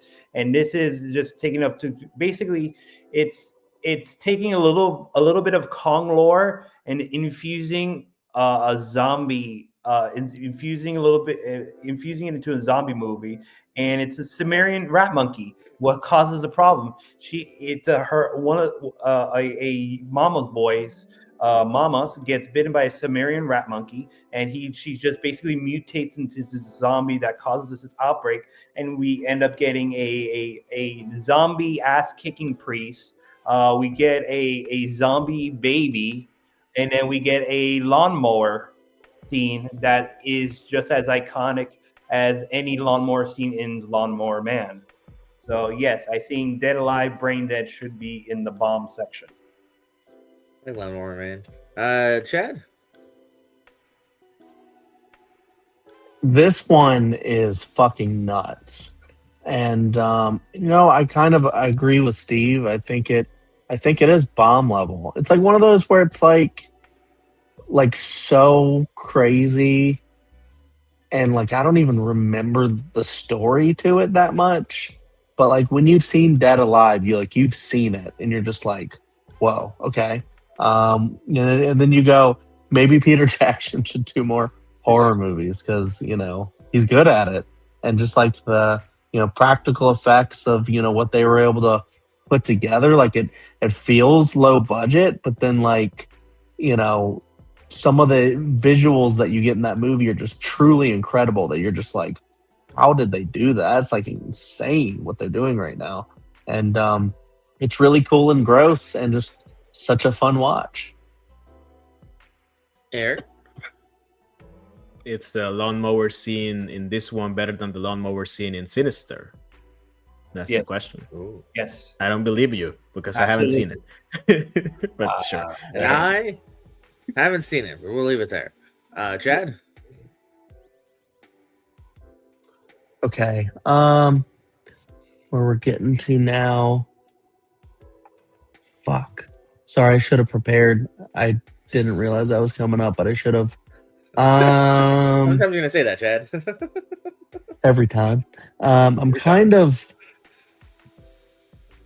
I've been wanting to bring up Scream 2, but I'm also kind of afraid to, because I think I might love it more than other people in here. No, bring it up, brother. Bring it up. I don't want it to get slammed down. All right, I'll bring up Scream 2. Just because, bomb, of course. Because we don't really have a lot of sequels in there, and I'm like, millennial tier ranker, let's get a sequel in there, and I think Scream 2 is one of the best. There are people, and I've been that sometimes there are people who will say that it's better than the original. I'm still not on that level. I just think the original is just kind of perfect and just the first and stuff. But I love what this movie has to say about sequels. I think the killers are just incredible. Next level, just like Billy and Stu were. I love the college setting. I love the continuation of the story for Sydney. I think I will say I think the Gale and Dewey stuff is better in two than in one. So there are merits to say that two fleshing out some storylines a little more makes it really, really good in my opinion. I love what they do with Dewey and Gale and just developing their relationship together. And it's like one of those scenes like where Gale like fully apologizes to him and is just so sweet. And then he almost dies like after that, and it's like a big fake out, and you always love to see that. It's brutal. It's just really fun. I think the mystery is really great. I think the Jerry O'Connell dancing on the tables is really fun. Even though a lot of people think it's cringe, I think it's fun. um, but yeah, and then there's just some sequences, like kind of like another homage to Halloween. After the car crash, and just the pacing of her about to rip off the mask and going on the horn. I just think a lot of it's just directed so well. You also get Sarah Michelle Gellar in it, briefly, which is really cool. Yeah, I don't know. It's just right after Scream, and I just think that's just like one of the best like 1-2 punch in like horror cinema of just amazing slashers. So Scream 2. Eric? Yeah, I love a lot about Scream 2. I love fucked up, insecure, neurotic, and emotional. I think Elise Neal is actually pretty fun in that movie. She's very underrated when it comes to performances in the Scream. I think a lot of the individual sequences in Scream 2 are fantastic. Might even be better than some of the sequences in Scream, like the Gale chase scene in the like studio. The whole Sarah Michelle Gellar scene is just fantastic. Obviously, everybody talks about the opening scene might be even better than Drew Barrymore's. There's a couple of things that keep me away from the bomb. It's just small stuff. I don't like Mickey's motivation at all. I think it's pretty stupid. I don't like, especially in regards how the way they keep Sydney in the first movie, like she has to be in the same area. I hate that after the car crash and when they killed her friend very easily and very kind of lame. She kind of for being such an important character to Sydney, she kind of dies very lame, and I hate that. It's just one of those, you got to do that pretty quickly, and I always hated that about that movie. She just dies, I guess. And I hate how she goes back for no apparent reason to the theater so that it can happen there, which is a great setting for it to be ending. And I like a lot of the manipulation that Mickey does to Sydney. But it's one of those that the way she got there is, and I'm not a very logic in the movies, whatever. But that one always bothers me because Scream is actually usually pretty good about that kind of stuff. It's still top 3 Scream. It's pretty sweet. It's Scream 2. Yeah, I'm gonna go back to the Bomb person. I think it's a great follow up here. I think it's just a really solid sequel. If we're comparing it, I do think one is a little tighter in some aspects, but no, I think this one's a lot of fun here. I think even the earlier theater sequence, I think is really kind of like interesting and well shot. When she kind of sees him in the dance and whatnot, and good finale there. I feel really bad for Jerry O'Connell. Dude was very innocent, but for what she's been through, you understand why she did what she did.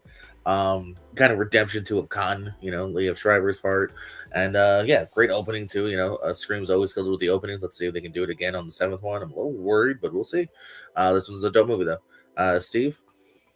So I think before my recent rewatch, I would have said it was pretty sweet, but after watching it for the 5th time, and also just connecting it in a way where, like, I don't know what it was like when I watched this again, but I think because this was one of the first mature movies I watched. I had already watched Scream, but like Scream 2 was one of the first mature movies that I actually had permission to buy, that I owned. So this was one of my first rated R VHS purchases. So, and I would literally like almost every year, maybe not even almost every year, like every other month, almost every other month, I would watch Scream 2 on VHS. I would almost basically memorize the line for line, the opening scene, the film class scene, the Jamie Kennedy exchange before. And I was thinking, starting to sound a little bit like Tim the Elephant. Just saying. And yeah, but this is probably one of the, if not one of the best, probably the best horror sequels of all time. I agree. It definitely deserves to be in the bomb. Eric? Eric went. Yeah. No, but it's my turn, shit. I guess. Oh, sorry. No. Oh, yeah, that's right. No, Yeah, it is my turn. this time I was right. Yeah. Can I see the? I know. I remember now. I'm gonna go with something that I think it's also pretty sweet. I'm going with Ginger Snaps at the top. It's to the side of my destination. Nice. I think Ginger Snaps. I saw it for the first time fairly recently. I think the title alone is just perfect to go for pretty sweet, like Ginger Snaps. But it's actually a pretty fun coming of age movie in the horror sense. I think everybody knows by now that it's about werewolves. Spoiler, I guess. And I think the relationship between the sisters is a lot of fun. On the cover. Yeah, I love the like. I saw it way after I saw Final Destination 3, so always seeing the guy who deals them drugs is kind of fun as he's McKinley in Final Destination 3, and I think he's fun in Ginger Snaps. And yeah, it's pretty much the perfect movie to be in. Pretty sweet. It's pretty sweet. Haven't seen. Steve? I agree with Eric. This definitely deserves to be in the pretty sweet section. I mean, there have been a couple of female werewolf movies, but I think this is a very prominent female werewolf movie. And I also like how it's connected to puberty in a way. And I think Mimi Rogers delivers an excellent performance as the mother. I think she's really excellent. And not only that, Emily Perkins is great. I also love Catherine Isabel as Ginger. Oh, by the way, Catherine Isabel and I share the same birthday, so that's why it gets pretty sweet. Hell yeah. Chad? Funny enough, it's been a while since I've seen it, so maybe on second watch it won't be this. But I'm actually kind of like bomb level on Ginger Snaps. I think Ginger Snaps is pretty great. I actually love, seeing Emily Perkins in it like blew my mind because I just know her from Supernatural. And so seeing her in this movie, I was like, oh my God, like I've missed this movie for so long because I watched it like, I was a little late on Ginger Snaps.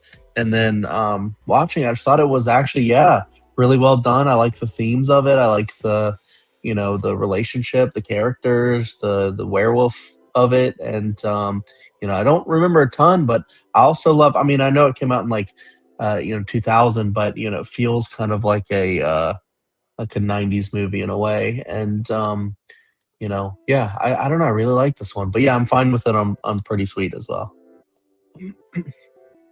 All right. You know what?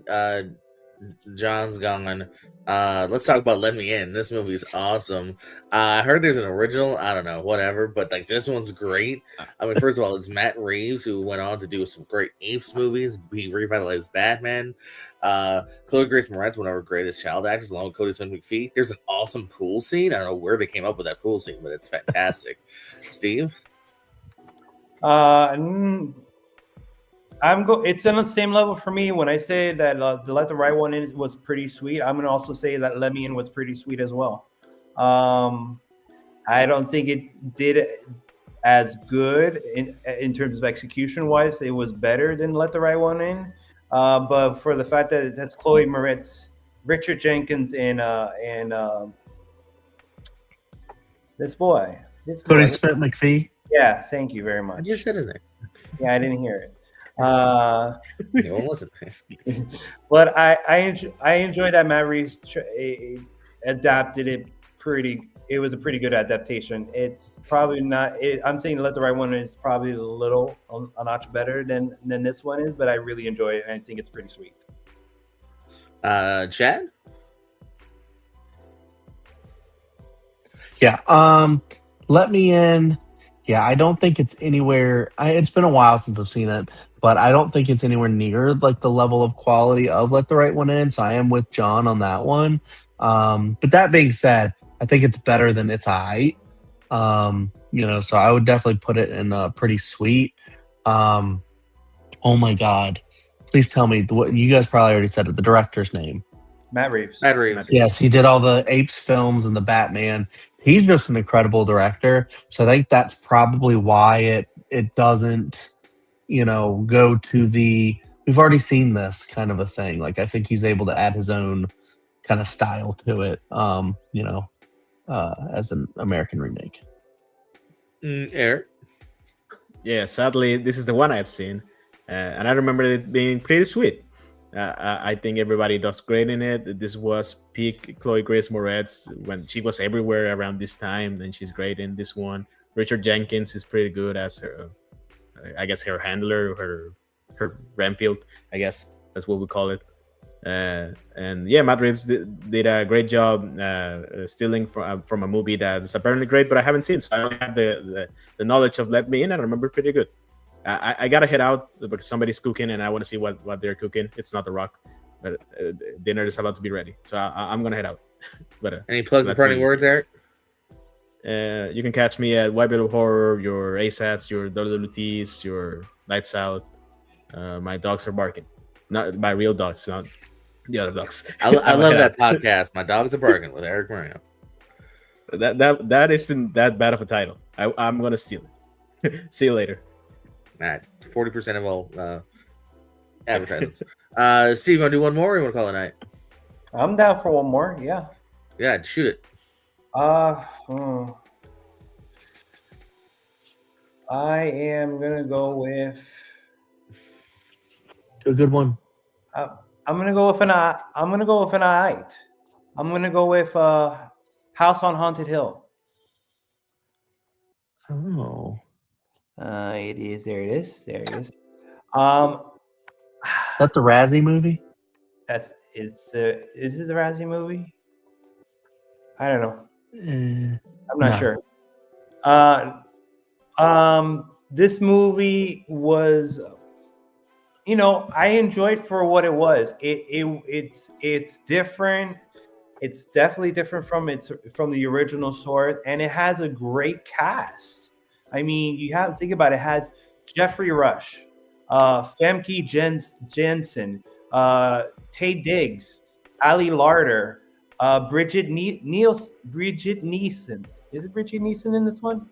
I'm pretty sure she is. Yes. Yeah. Okay. And Chris Kattan. This was like the 90s encapsulated. If you're looking for like a 90s cast and you want a 90s horror movie, and especially this is kind of like being a William Castle movie, and this would eventually lead up to like 13 Ghost Ship and all this stuff. So this is where that stigma started for. And you even have a cameo with Jeffrey Combs as the evil doctor in this movie, and I really enjoyed for what it was. I mean, it's popcorn entertainment. I think the kills are pretty good. The effects are not up to par though. They're still a little bit wonky, but I enjoyed for what it was, and I think it's an alright movie. All right, well, watch this, Steve. I'm gonna guarantee Chad gives it at least an okay review. Hey, Chad, Spike James Marshall is in this. What do you think? Oh snap! I didn't realize that.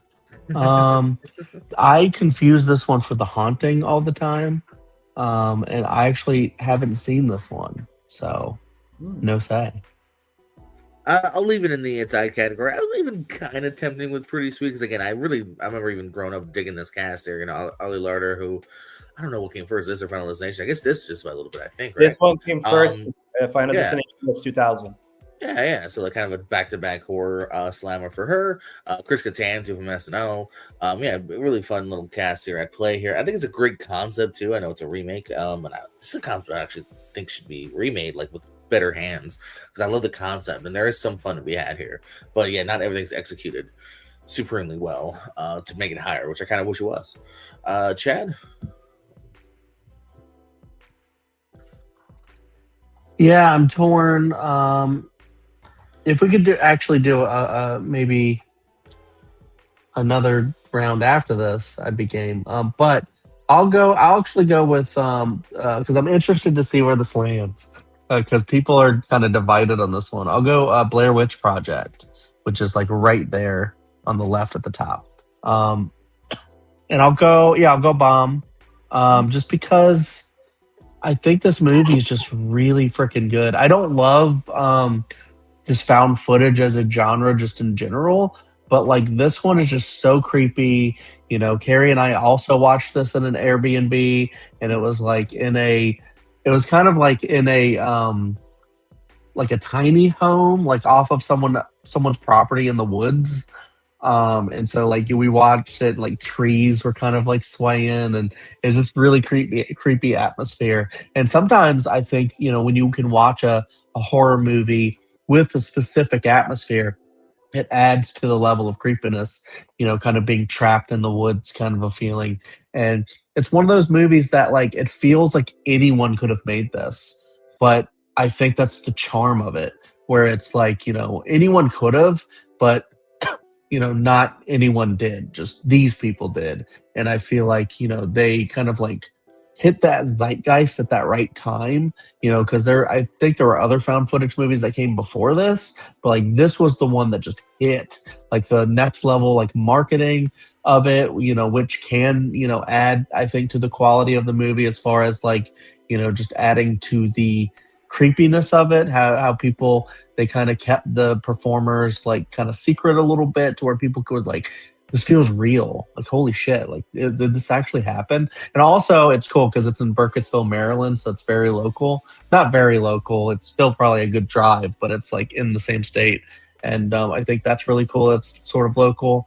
And I love that, spoiler, you don't see the witch, because I think in a version, one version of it, they were like, you know, we're going to show the witch. And I'm so glad they didn't, because that abrupt ending, you know, kind of like a freaking Sopranos level ending where it just kind of like cuts, you know, I just think is just really, really creepy. Just, you know, guy like, you know, facing the wall, and the underlying story, like when you actually get to like what the witch used to do and how it affects people, I think it's just really, really creepy. So sorry I went on so long about Blair Witch Project, but I do think it is just a really good movie. So I'll go Bomb and see if it stays there, if it drops significantly. Let's see. Yeah, I love that ending where they're like, "Look, the witch, don't stop believing." Yeah, it was a great ending there. Yeah, I'll totally agree. It was the bomb. Psych. I can't follow you on this. I do have to go all the way down to that was good. Psych. Personally, I again maybe the atmosphere helped you. I guess I saw it on my nice comfy couch with the lights on with the parents, and we were bored. Uh, yeah, I just nothing really much happens. I don't like the ending. I'll give credits to the marketing, and obviously was that another word of mouth, like you gotta see this, like it was great publicity and selling of the movie here, and the director is nice. There's my name drop. The director was very nice when I met him. Steve. I'm not. I'm not. I'll definitely say it's not the bomb. Nor will I say that was good psych. I say this is a pretty sweet movie. I really enjoyed it. Hell, this even inspired me to make my own Blair Witch Project movie. I made my own. So I mean, the fact that they got me to be actually because anyone can make this movie, exactly. No, yeah, anyone could make that movie, and the fact that it inspired me to be able to do something like that, it's a little gets a little kick, and it's also This was one of the time. This was the time also when everything was like. This movie was like up in pre-orders. It was like almost sold out, and I was able to get in. I pre-ordered it. I picked it up from my local Sam Goodies, and then I watched it as soon as I got home and got scared because this is the first time I watched it. Was buying it. It was a blind buy. I didn't see the movie. I bought it based on the hype of it, and it lived up to the hype. It lived too much to the hype that I fucking made my own fucking Blair Witch movie. Yeah, you're like, oh, I can make this with $4. Exactly. Steve, another round? Yeah. All right, sweet. We talked about a shitty Final Destination. Let's talk about the OG, baby. Without that, there is no Final Destinations, including the one that I think most of us liked last year. Yeah, again, loved the initial concept of this movie here. This is not a guy in a mask. This is not a torn lover trying to kill him with a sword or a knife, rather. This is literally death coming after you. You know, Devon Sawa has a premonition. He saves him and his buddies. You got Ali Larder. You got Sean William Scott. Cure something from Dawson's Creek, another Dawson's Creek Kurt alumni. Smith. But they both. And yeah, I think Carter, it's a you great, did? you know, the Rube Goldberg stuff of, you know, things finally happening and chop them off one by one here. It's a great concept, and they executed pretty decently. So, Steve,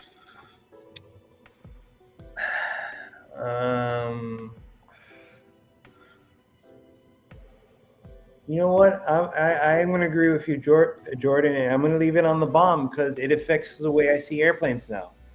So the fact that it just the thought of that instilling, I don't think there's been a movie before that kind of instilled the thought of plane crashing. Maybe Alive, but that's an old ass movie. But like in terms of modernized version of having that fear, and also the fact that death comes to get you, and it's a unique premise. It basically instilled a new franchise, and I think it's probably one. I mean, aside from Final Destination 4, I think this is probably one. This franchise it's one of my favorite franchises. I enjoy everything about this franchise, and if we wouldn't have two, 5, and Bloodlines without the first one, and I enjoyed it. I watched it at a $1.50 movie theater, and I didn't know nothing about the bus scene, and I jumped like everybody else did with the bus scene. So like, I wasn't even aware of it. So like, I wasn't even prepared for what was going to happen. And you know, Sean William Scott I just love the fact that all the characters' name are named after horror directors. So the fact that the writer and the director has such a love for a horror movie that they name their characters after legendary horror characters, for me it's an instant bomb for me. Jed. Yeah, I know most people would probably like, you know, drop this to like an aside or something like that. This movie's not like, I don't think beloved, you know, in a way. You know, but I really kind of do love it. I mean, I do love this franchise as a whole. I just like this concept. I think Final Destination like hadn't perfected it. It just started it. It like grew it from just a what X-Files episode, and turned it into like a full length movie. And I just think it's fun. It just like really rules. I love the characters. You know, I love pretty much all of the kills. I think, you know, it's just a really cool concept, and I think they execute it well, even if it's not perfect. But despite that, like, you know, I can't like drop it like any points really, because I just really enjoy watching it so much. And I probably would put bomb for all of them except for 4, 3, and 4. I Agree. think 3 and 4 I wouldn't put as bomb, but the rest I probably would. I agree. Well, Nice. let's sit there then, Steve. I'm gonna go for another and I just want to talk about this movie because I think it was unfairly maligned when it came out, and I want to talk about House of Wax. I mean, I really liked this movie when it first came out, but watching it a couple of times, it has dropped down a little bit. But like, I don't find it as horrible as other people has made it out to be, just because it had Paris Hilton in it. I mean, Paris Hilton does get a pretty gnarly fucking death in this movie, and Jared Padalecki, am I correct? Mm-hmm. Dude, fucking claustrophobic as fuck. Just that scene of him in the chair, and then his buddy finding him, and he's just like fucking peeling away at his skin. It's just fucking creepy as shit. Also, John Abrahams from Scary Movies in this movie. Eliza Cuthbert, Chad Michael Murray, Josh Charles. It's a pretty decent cast, and It has My Chemical Romance Helena in the fucking Nice. end credits. Let's fucking go. But it's not pretty sweet. It's alright. Josh Charles is not in this. Steve? Oh, damn it. I mean, Brian Chad? Van Hoyt? No? Ryan Van Holt. Yeah, that one. House of Wax. Haven't seen it actually, Oh. or the original. No, I will have not seen the original. I will leave it in It's All Right. Yeah, I got to this actually kind of late because, again, like the initial reviews were pretty like bad, but like, no, this thing, like I said, the kills are there. You know what I mean? Like, it's kind of unique in a way. The final scenes, I think, are actually pretty decent and whatnot. And yeah, again, Paris Hilton is totally fine. She is playing a Paris Hilton type who's not in it much. So, like, you can't even necessarily even fight that in this movie here. You know what I mean? Like, if you just manage her presence at all, like, well, she gets murdered pretty early on. So, no, this movie actually, like I said, it's not great. We're not saying it's great, but we are saying it's definitely watchable to a degree anyway. So, Chad? I'll try to get like a 10th one in Bomb. And I was gonna go New Nightmare, but we all already have a Craven. So I'll go to kind of round this out a little bit as something that's actually really different from a lot of the other ones that we've gone through, and I'll go one that I think is influential and like started one of, I think, the great modern horror director's career. Actually, kind of two of them, and I'll go Saw, the original Saw, and I'll throw it up to Bomb. I was gonna say, what is the B? Pretty Sweet, but I was gonna say that, but then I'm like, you know what? It's super influential. I think my only big gripe with it is just how some of the 2000s level of or their style of the, totally like crazy camera moves and stuff and crazy editing and whatnot that I think is kind of annoying a little bit. But that's also kind of like the style of the franchise. And I just really like this franchise just in general, how it's like this kind of like epic soap opera, with like so many different like kind of like side stories and just, different like, everything that comes together. Oh yeah. Well, but anyways, yeah. So I think Saw is pretty excellent, and I do like the franchise as a whole. I think the only one I know a lot of people will put Saw 2 above the original Saw.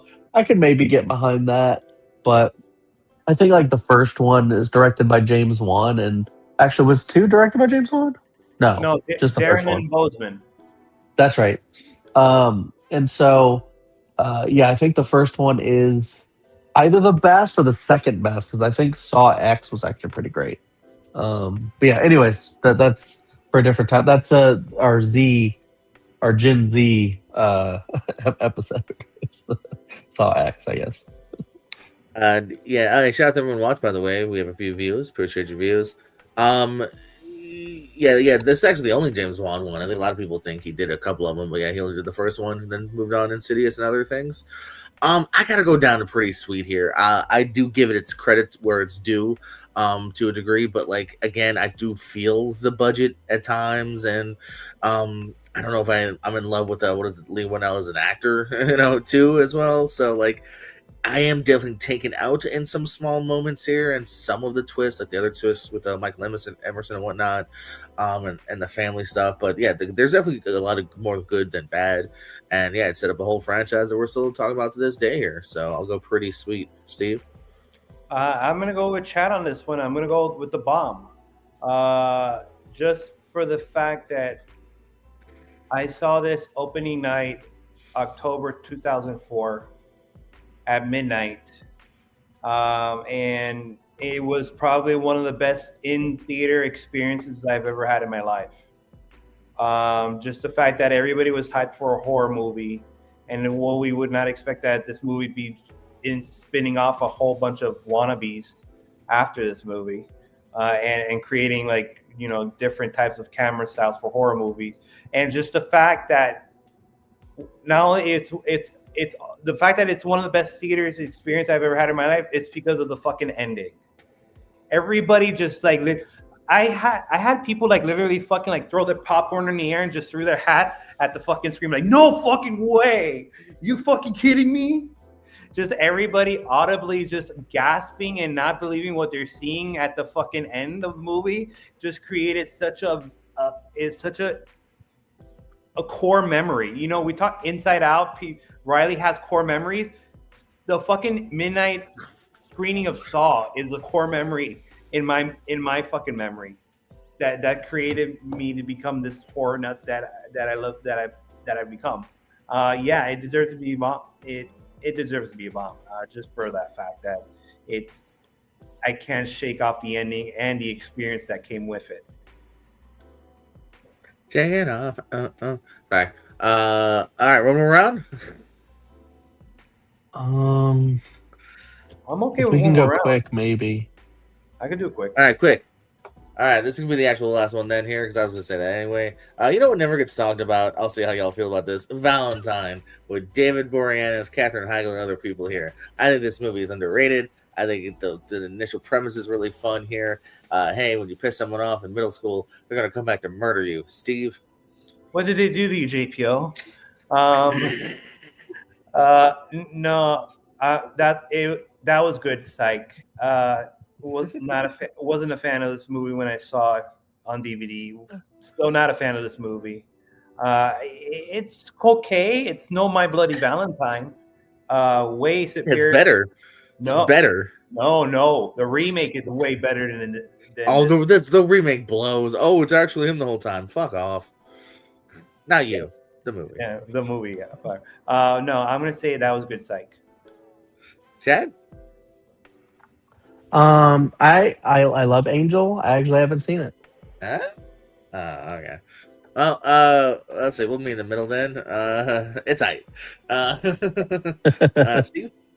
I'm gonna go with for in the pretty sweet spot. I'm going for The Frighteners, another Peter Jackson movie.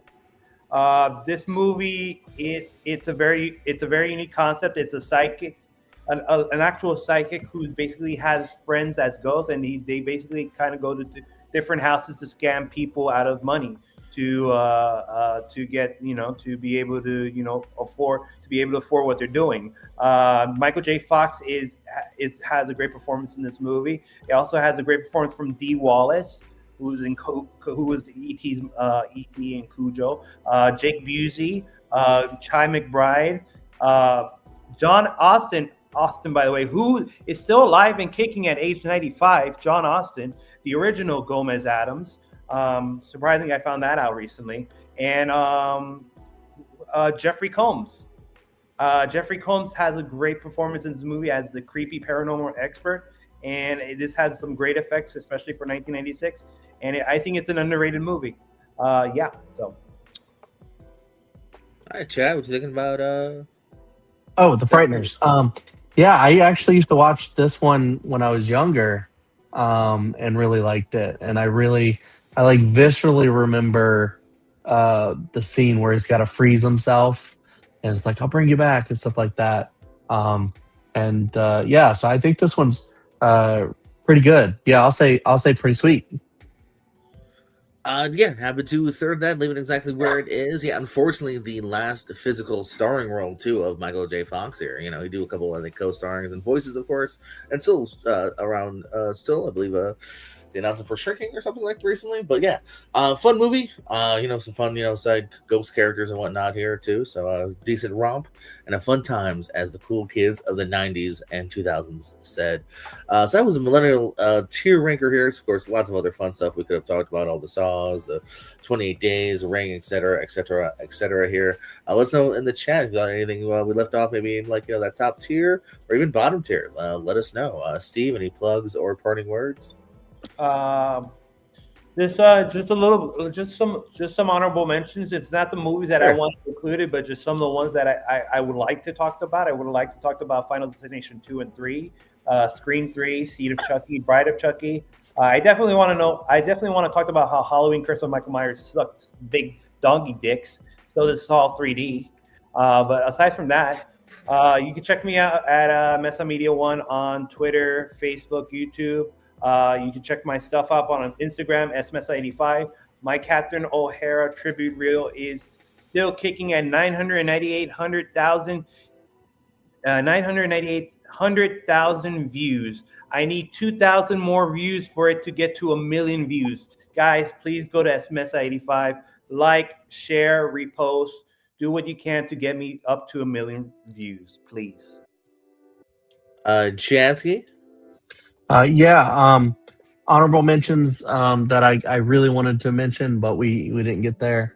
Are New Nightmare, Frailty, and The Witch. I think are all The baby. pretty great. Those are 3 movies that I really like. And then other ones too, but those are the ones that I particularly wanted to mention. Check out Welcome to Primetime, Cinema Chad, the Dill Pickle Movie Network, as the 3 things that I contribute to the most. And a lot of fun stuff there. This was really fun, and thank you guys.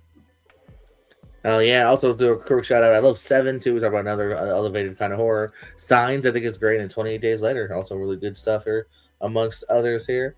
Shannon's bringing out The Descent that he thinks is the bomb, yo. And I approve of the Shaun of the Dead sir. ranking, by the way. Hell yeah, you do, Shannon. Because if you don't like Shaun of the Dead, you kind of suck. For Eric, for John earlier, for Chad, for Steve. And when the watch, appreciate your views. Let us know if you want us to tear it up some more. Get it? Tear? Whatever, I'm funny. Thanks.